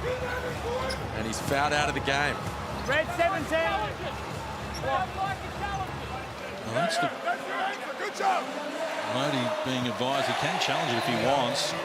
Brooks DeVicious fouls out of the game. Just the second time this season. The game was against Illawarra in round 17, but well, credit to Melbourne. They're just playing a smart game of basketball here. They got it on their terms, and they're just challenging every little area they can. But that's what a professional, top-of-the-table team does. A lot of chaos and a lot of things going on, and they're just solid. They know themselves, and they're playing Melbourne United basketball, and that's why the score is what it is right now. That's just a tough night at the office for Mantas. As we like to say in the locker room, so it'd be like that sometimes. It'd be like that. And it's part of being a professional basketball player. You'll have nights that you just kind of want to forget as fast as possible, but you keep pushing and try to get on to the next one. Delaney couldn't get a shot away in time, so three-quarter time arrives here, and Melbourne United to continue to go from strength to strength. They led by 5 at quarter time, by 16 at the half, and here we are at three-quarter time, and it's a 23-point lead. Melbourne 78, New Zealand 55. Stay with us.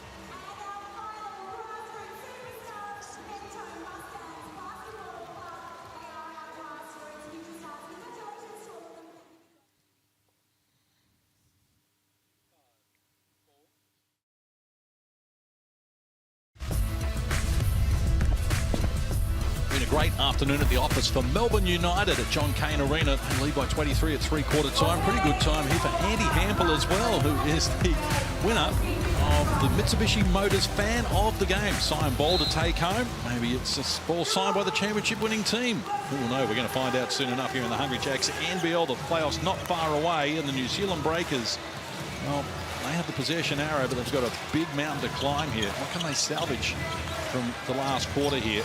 Things just haven't been going their way. They've had to tough it out. This Parker Jackson Cartwright firing and comes up with the goods. It's a good sign there for the Breakers, the way to start the quarter. Get PJC to his spot, see him knock it down, and hopefully that can get these offensive wheels turning a bit. 16 in the game for Parker Jackson Cartwright. 4 in the first, 5 in the second, 5 in the third. But this man's going from strength to strength. Nice finish, Joe Luala-Chul. Yeah, that's tough. Just a big screen there from Chris Golding, setting a screen for the big, and big rolls to the basket and gets that one over the front of the rim. Liafa hasn't been able to find his stroke tonight, but the 5th attempt he comes up with some success. So buckets on their first 2 possessions for the quarter, but they've got to get some stops.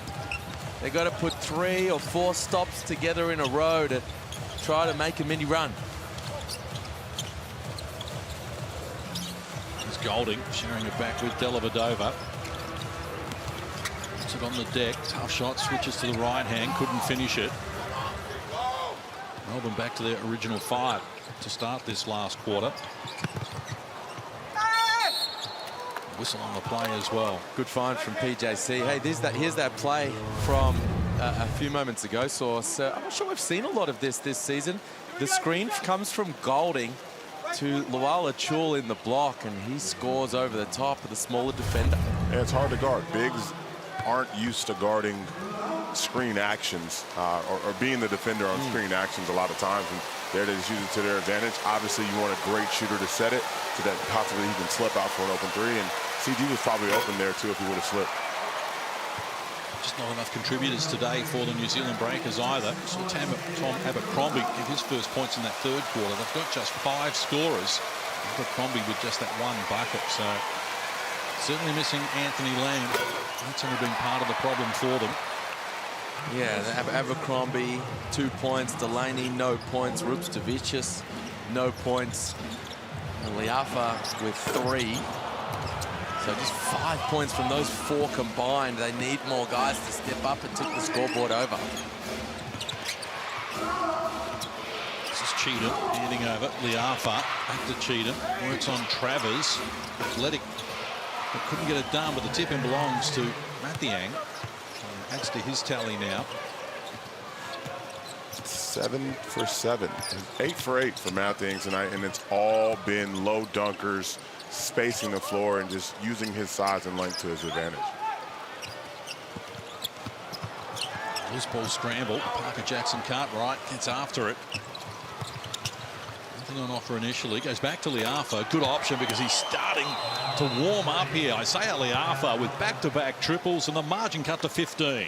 There it is. Just did enough to force an early timeout from United. 80-65. 7:38 left on the clock.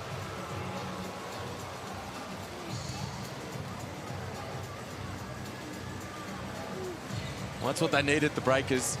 Just make a fast start here now. It took a couple of minutes to start to get a couple of stops in a row, Source, but they've been ticking the scoreboard over here. Now a couple of stops. It's back to 15. Yeah, and they've been making the right reads, not turning the basketball over. Obviously, getting stops definitely helps so they can get out and run in transition. But even there, you see Parker Jackson Cartwright getting the ball in the fast break. Rather than trying to take on 2 defenders, waits, uses his timing and pace to find an open shooter in Liafa who's knocking him down now. On either side of those threes from Liafa, we saw Joe Luala-Chul just amble into a 3-point shot. Now, he doesn't take a lot of 3-point shots, but he looks up with 23 in front, holding them off. Regular season championship in the background there. I'm just going to let one fly here. And that's an attitude that perhaps is dangerous as we head toward the playoffs.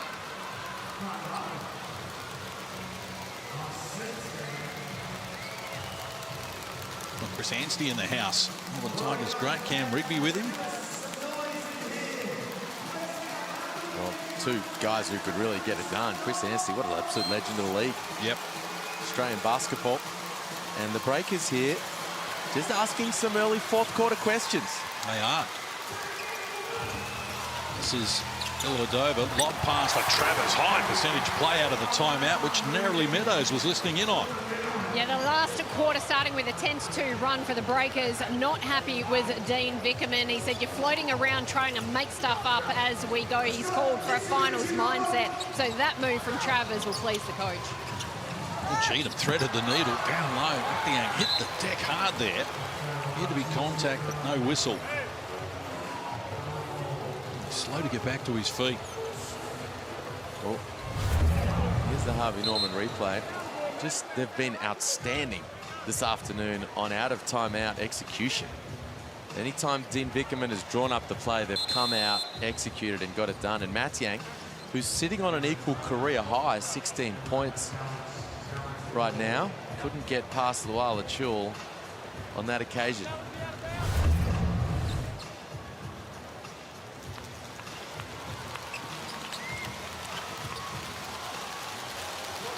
So coach's challenge being called here.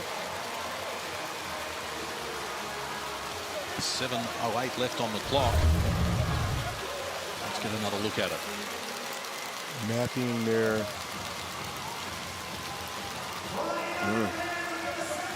That's tough, Liam. I'm going to leave that one to you. You're a good man. Luala Chul gets a piece of it right there. Gets contact. That's off Luala Chul. What was it originally called? Either way, it should be Breakers' ball. Yeah.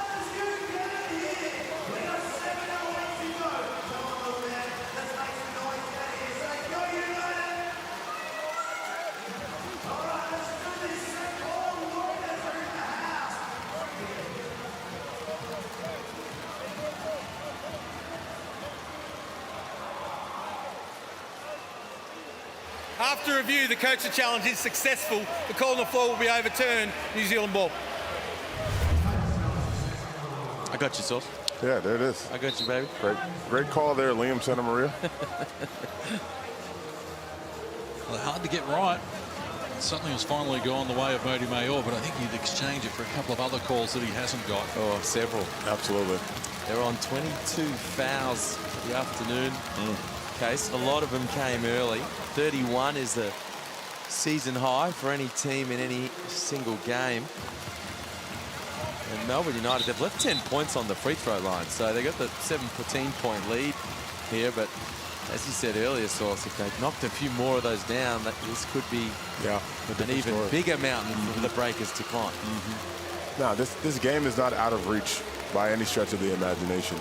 Obviously, this Breakers team is a potent offensive team, and like we talked about earlier in the broadcast, they shoot the three really well. So those guys can get going a little bit and knock some down. This can get really interesting late in this game. Season average of 90 a game for the New Zealand Breakers. Their lowest score, 65 against Illawarra back in round 8. Dean Vickerman trying to keep his team driving all the way to in the opening quarter. 15 at half-time. Jumped into a little zone just to try to mix things up. Travers at the back of the zone. Dover puts it on the deck. Tough shot. Couldn't finish. McGowan grabs the rebound. He's able to regather his feet there after slipping as well. Cheatham. Foul called on Travers. Going to be his second personal. I like that from Cheatham. Quick rip. Catch Luke Travers unawares. Quick attack. That's 2 team fouls on United. 3.5 played in the final quarter. Here's McDowell White exploring. Cheatham. After Jackson Cartwright with it. They left him alone. Got a good look at it. Just can't convert. It's after the loose ball, but can't control it. Allen has to shoot that three-point shot. You know, he's shooting the ball off three-point this year. That's an open look. That's the right look. And if you don't take that shot and swing it, you don't get the same opportunity there. So just want to see him be aggressive and shoot those open threes that he's getting a chance to get to. Golding misses. Travers the offensive rebound, and that's how you finish a play. 6 in the game now for Luke Travers. He was scoreless at half-time. 4, the offensive rebound count in favour of Melbourne. This Cheatham takes them on again and comes up with a 2, so he's got 12 in the game. They're doing a much better job at the offensive end to start this quarter than it's been for much of this game. But they're in such a deep hole, they've got to get stops. This will help. 6 of 10 from the field in this quarter. Fouled Mathiang. Matthew Dellavedova thought he had a lot of ball there. I wonder about that fatigue factor that we mentioned, because I think at the start of the game, Mathiang's charging to the hoop here, and he's going to throw this down on them. The Delhi argues the call with Jackson Cartwright. He's like, come on, dog. With all the whistles that have flown our way. I don't know if Matthew Dellavedova has ever fouled anyone. Yeah, he always got a little something to say extra. Might have given away burgers in this game. New Zealand, free throw shooting been a problem for them as well. 4 of 11 at 36%. Yang makes the adjustment, so new career high for him. 17 in the game, 8 of 9 shooting, 1 of 4 from the free throw line. He's played well. He can hold his head high. Yeah. He's kept Joe Lawala-Chul to not a dominant performance. I mean, hell, he's 14 and 9. Yeah. So it's been solid, but he hasn't allowed him to explode and dominate the game. And he's come out and taken it to him down the other end. Yeah, exactly. He's giving it back. You know what I'm saying? So anytime JLA gets a basket down there, Matthew Young has been able to find his bucket on the other end. Well, Melbourne led by 16 at half-time. Matthew Young had outscored Lawala-Chul 10-4 at that stage. So certainly held up his end of the bargain. Ishaili got it from Bowen. It opens up for him. The pass to Clark was an awkward one. Right at his feet, unable to control it. 9th turnover now for Melbourne. New Zealand has 10 in that category. It's had 8 at half-time, New Zealand, so they've tidied up that area of the game. It's still a big deficit, but I tell you, they knocked down a couple of shots here, a couple of scores and a couple of stops. Even if they come down and score here, it's going to start to make Dean Vickerman just a little nervous. 14 is not a scary, scary number, you know. Like you said, one of these good looks to fall. And that's the one you needed, right? 7 of 20 from deep. New Zealand, Melbourne 7 of 18. Coughed it up again. Here's Parker Jackson Cartwright taking them on. Couldn't finish it. McDowell White, though, with the clean-up too. So 19 in the game now for Will McDowell White. Because there's enough time on the clock right now. That's 84-72 now. It ticks over. But there's not going to be enough time for long. Clark got in the seams there and does that so well. 15 in the game now for him. He leads Melbourne. 6 of 11 shooting. Again, they find an answer, Melbourne. That's been their calling card right throughout the season. They need a 3. And again, they can't buy one from Parker Jackson Cartwright. That's been the story of tonight for the New Zealand Breakers. Getting good opportunities and good looks, just not able to make it down. And maybe it's fatigue, but, you know, you need them to drop. See Modi Mayor, the troops to get busy. Here's McDowell White. Cheatham. Against Bowen. Takes him on aggressively. And draws a whistle. He's off to the free throw line. Two really good looks for Jackson Cartwright, as you say, Sauce. One or both of those go down. We're looking at a different situation, a much more nervous Dean Vickerman. And meanwhile, Modi Mayor's telling these guys to run and push, but they don't look like they've got the legs. They're carrying pretty heavy legs right now as they're trying to work their way up the floor. Yeah, but just to touch on United a bit, this is going into finals. You got to have a review of this game and understand that, hey, you know what? This fourth quarter isn't going the way we want it to go. We're turning the ball over a little bit too much. We're being a little careless with our passes, and we got to come back and hone in and really lock in if we want to go for a really good championship run. Mitsubishi Motors ladder shows how important this game is for both teams, because Melbourne Still got Perth breathing down their neck at the moment. This is the live ladder. So New Zealand, who were 5th coming into this game, have now tumbled outside the 6. But of course, Illawarra and Sydney are still to come this afternoon. So if Sydney were to lose, then New Zealand would be back in the 6 with games against Brisbane and Adelaide to come. Neither of those is going to be easy for them. So certainly games at home against Brisbane is the one they have to get, isn't it? Huge. I mean, that'll put them in. That's the one, because it's a double points game. You deliver a loss to Brisbane, it means that they cannot get to 14 wins. And with percentage, they're just going to need to make sure they don't lose to Adelaide by 1 million. And they'll be playing in the postseason. And the outlook on Brisbane Island? Warm, sunny, having a good time on there. You've been terrific all season, the Brisbane Bullets, and it certainly has been a much improved season for them under a rookie coach, Justin Schuller, as well. Just a reminder about the No Bull Tour as well. Got that to look forward to. Scotty Pippen, Luke Longley, Forrest Grant, nbl.com.au/No Bull. Scan the QR code if you prefer. The ultimate experience. So this is in the Sydney show with 2 VIP tickets, flights, accommodation, merch, meet the stars, have some fun.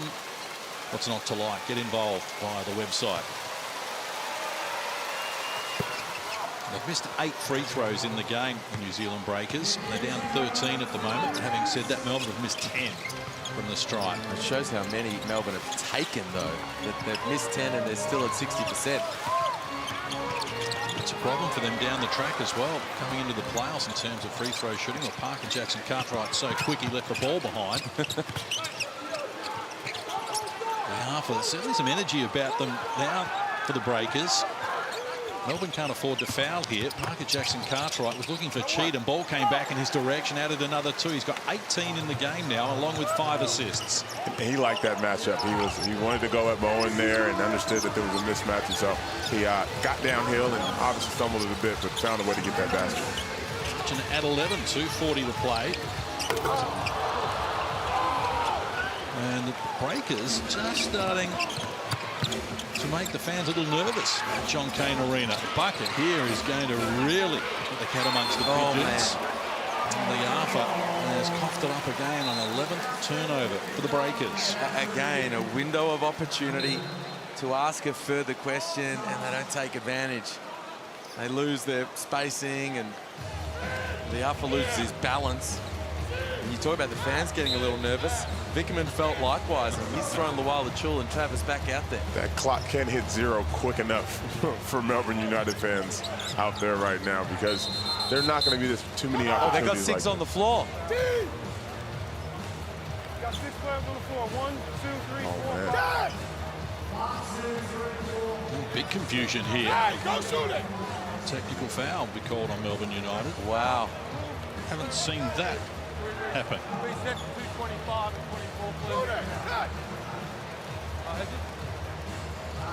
Gee, a head count.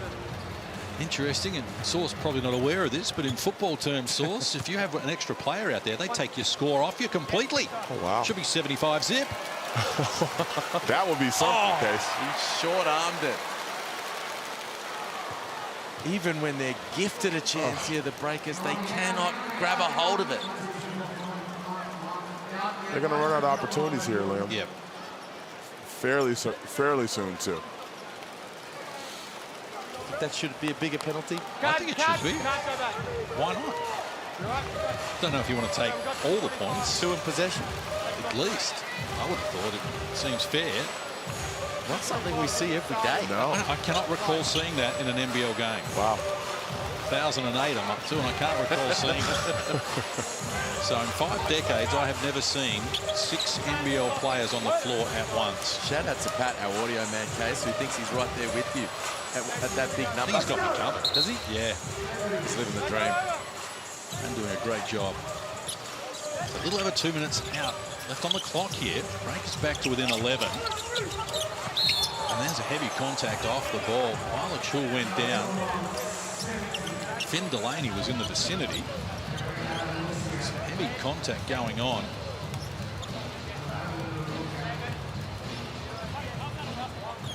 So Delaney will pick up his 3rd person. The second team foul on the Breakers in this quarter. 23 fouls overall.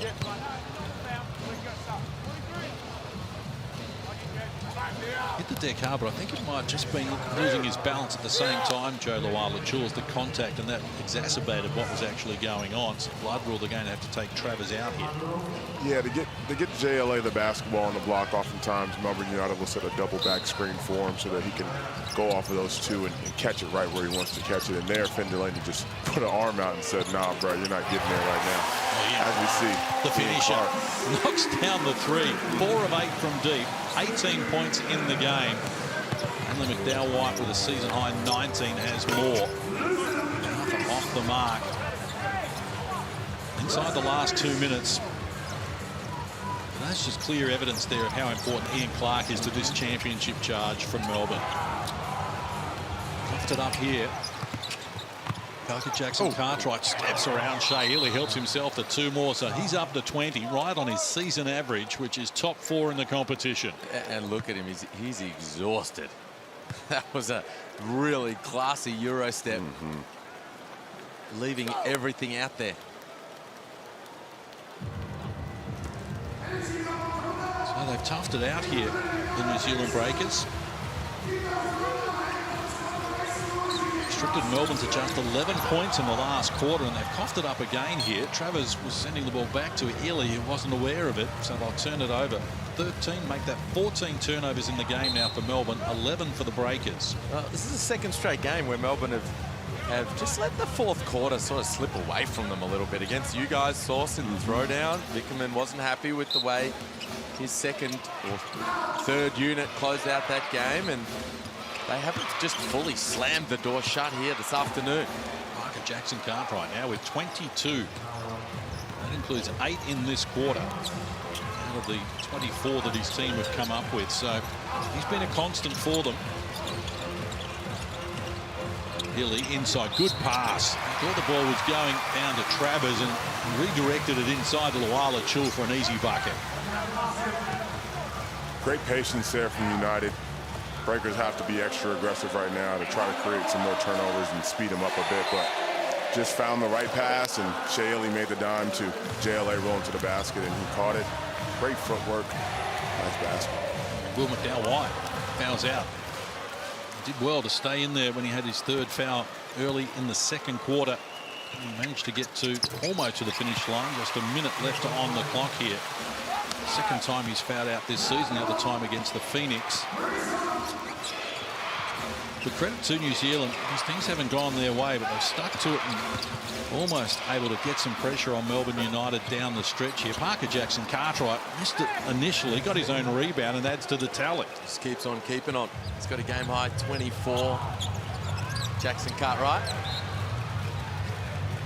So again, as bad as this has been for New Zealand, certainly some positives. Got a career high for Mango Mathiang and a season high for Will McDowell White. See Parker Jackson Cartwright just continues, as you say, to keep on with 24 points. Cam Glidden's checked into the game here for some junk time as well. Interesting looking at his stats today. He's taken 49 shots this season, Cam Glidden. 46 of them are 3-point attempts. He's 15 of 30 from deep in his last 16 games. He's done it well, but he has not taken a 2-point attempt since November. And he's shot the heck out of it, hasn't he? 40, he's close to 50%. Yeah, he's close to 50, 40, 90 all season. So timeout has been called here, as you can see the equation there. A reminder, Sydney and Illawarra still to come. How does that unfold? Well, let's talk about that, Source. The backup. We talked about it before, but New Zealand and Illawarra played in Auckland on Friday night. Then they're going to come over across the ditch and play less than 48 hours later in away gyms against opponents who have been chilling, waiting for them. Now, New Zealand have run out of legs here in this one. What does it look like for Illawarra here against the Kings? Yeah, I think it's going to be a little bit of that same fatigue factor now. It's all about the mentality. Obviously, we're seeing the Breakers finish the game strong, and so they've kind of found their second win, if you want to call it that. But I'm excited to see the Illawarra Hawks go out in Sydney and get a dub against the Kings. That's my call. If they do that, Sauce, you guys, your squad's going to play Sydney in the final round with the potential to keep them, the two-time defending champs, out of the postseason. Yeah, no, it's an opportunity we're looking forward to. Obviously, one game left in the season. Excited to finish the year hopefully strong against Sydney. Gary Brown will be back for that game. Is that the likelihood? And Mitch Creek? Likelihood of that happening, and obviously we'll see how it goes this week. But Mitch Creek? I don't know about Mitch. I do know about Gary. Like Gary is trending in the right direction. Well, if the Phoenix can do that and get the win and get your 11th win of the season, you will be the best, worst team in NBL history, because no bottom team has ever won more than 10 games. 10 is where we're at. I tried to make it. I wanted that to sound a little bit better than it did. Yeah, Sorry about that, Sauce. Can you hang a banner? Appreciate that, Case. We can just go back to talking about Parker Jackson Cartwright getting to the basket there and drawing another foul and continuing his very impressive offensive afternoon. How does that get recognized, Case? Oh, I don't know. Smarter people than me can work that out, because I think I'll open my mouth to change feet here if I keep going with it. I like it, though. It shows how quality the competitiveness and the parity has been in the competition all season. Absolutely. Thanks, Liam. Keep digging a little bit harder. I got you. But again, these free throws, they've missed 10 themselves now, New Zealand. In fact, they missed 11, and they trail by that number. So for all the things that have gone wrong, everyone's made mistakes. And that's what it always comes back to. So Melbourne United are going to extend this amazing run here at home this season. Had to do it tough down the stretch. Shea Illy off the mark. Lala Chul, loose ball and nice flash to finish. So he gets up to 19 points, including 15 in the second half here. But it has been a graveyard for New Zealand at John Cain Arena. They've lost 20 of their last 23 games at John Cain Arena. And this is a 0-3 season for them against Melbourne United. And they just need to try and turn this around. They haven't won here for 6 years. And Mody Mayor here conscious of percentage. You know, it could be them in Illawarra, it could be them in Sydney. They're going to have Brisbane covered, but every point's going to matter here potentially down the stretch. Yeah, and I love to see stuff like this. You know, we talk about playing to the end of the whistle. The same goes with coaching. You got to coach the game all the way through, especially because every moment matters in NBL 24. Oh, I saw what you did there.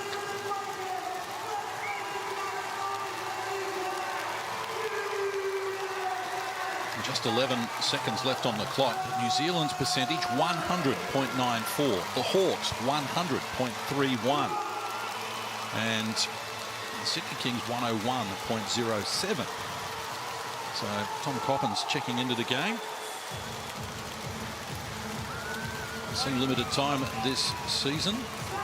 Under 3 games, an average of 1 minute has scored from the free throw line, but every bucket does count, and as we spoke earlier, 4 of the last 5 years, percentage has had an influence on the playoff picture. 4 of the last 5. Could be 5 of the last 6. Here's Lee Arthur. Quick release 3. Wouldn't work for him. A chance for Melbourne United. Obvious foul going to be caught on Parker Jackson Cartwright there, and the frustration has clearly got the better of him. That was unnecessary. He's going to foul out of the game. He's battled. He is frustrated.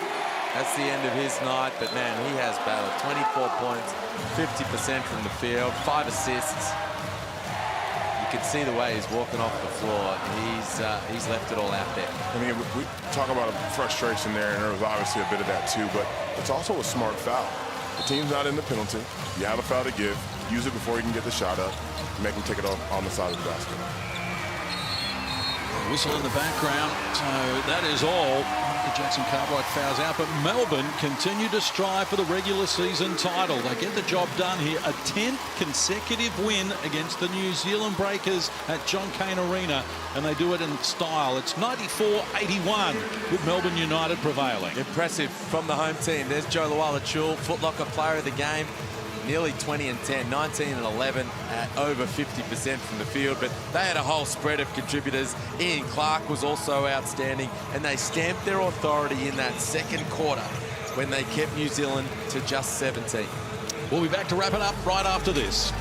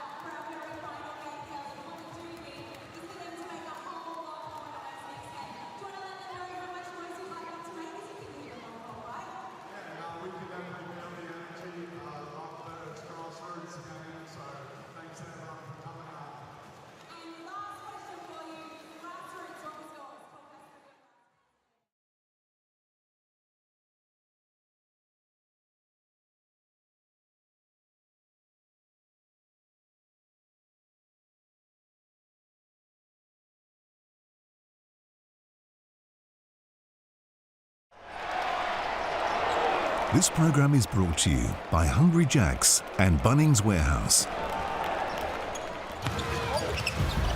Thanks for sharing a Sunday afternoon with us here in the Hungry Jacks NBL. Melbourne United have prevailed, their 19th win of the season. They led by 5 at quarter time, 16 at the half, 23 at three-quarter time, and finished 13 points to the good of New Zealand, 94-81. Breakers slip out of the top 6. Yeah, you know, this Mitsubishi Motors ladder we have is always going and changing, and so much parity in the league. It's amazing to see the NBL this year. Kings Hawks still to come. The loser there could tumble. The Breakers might be back in, but we've got a great run. We've got 8 games left in the season, Liam. Everyone's going to influence the playoff picture. Yeah, massive game coming up this afternoon, and then a huge final round next week. Yeah, looking forward to it. Trust you've enjoyed our coverage here this afternoon. On behalf of Alan Williams, Liam Santa Maria, and Nerily Meadows at courtside, I'm John Casey, a hard-working team behind the scenes. Stand by now. It's Sydney against Illawarra coming your way. This is a big clash between these teams with playoff implications. But in Melbourne, it was United the winners, 94-81. Stand by now for the Sydney Kings and the Illawarra Hawks to do battle.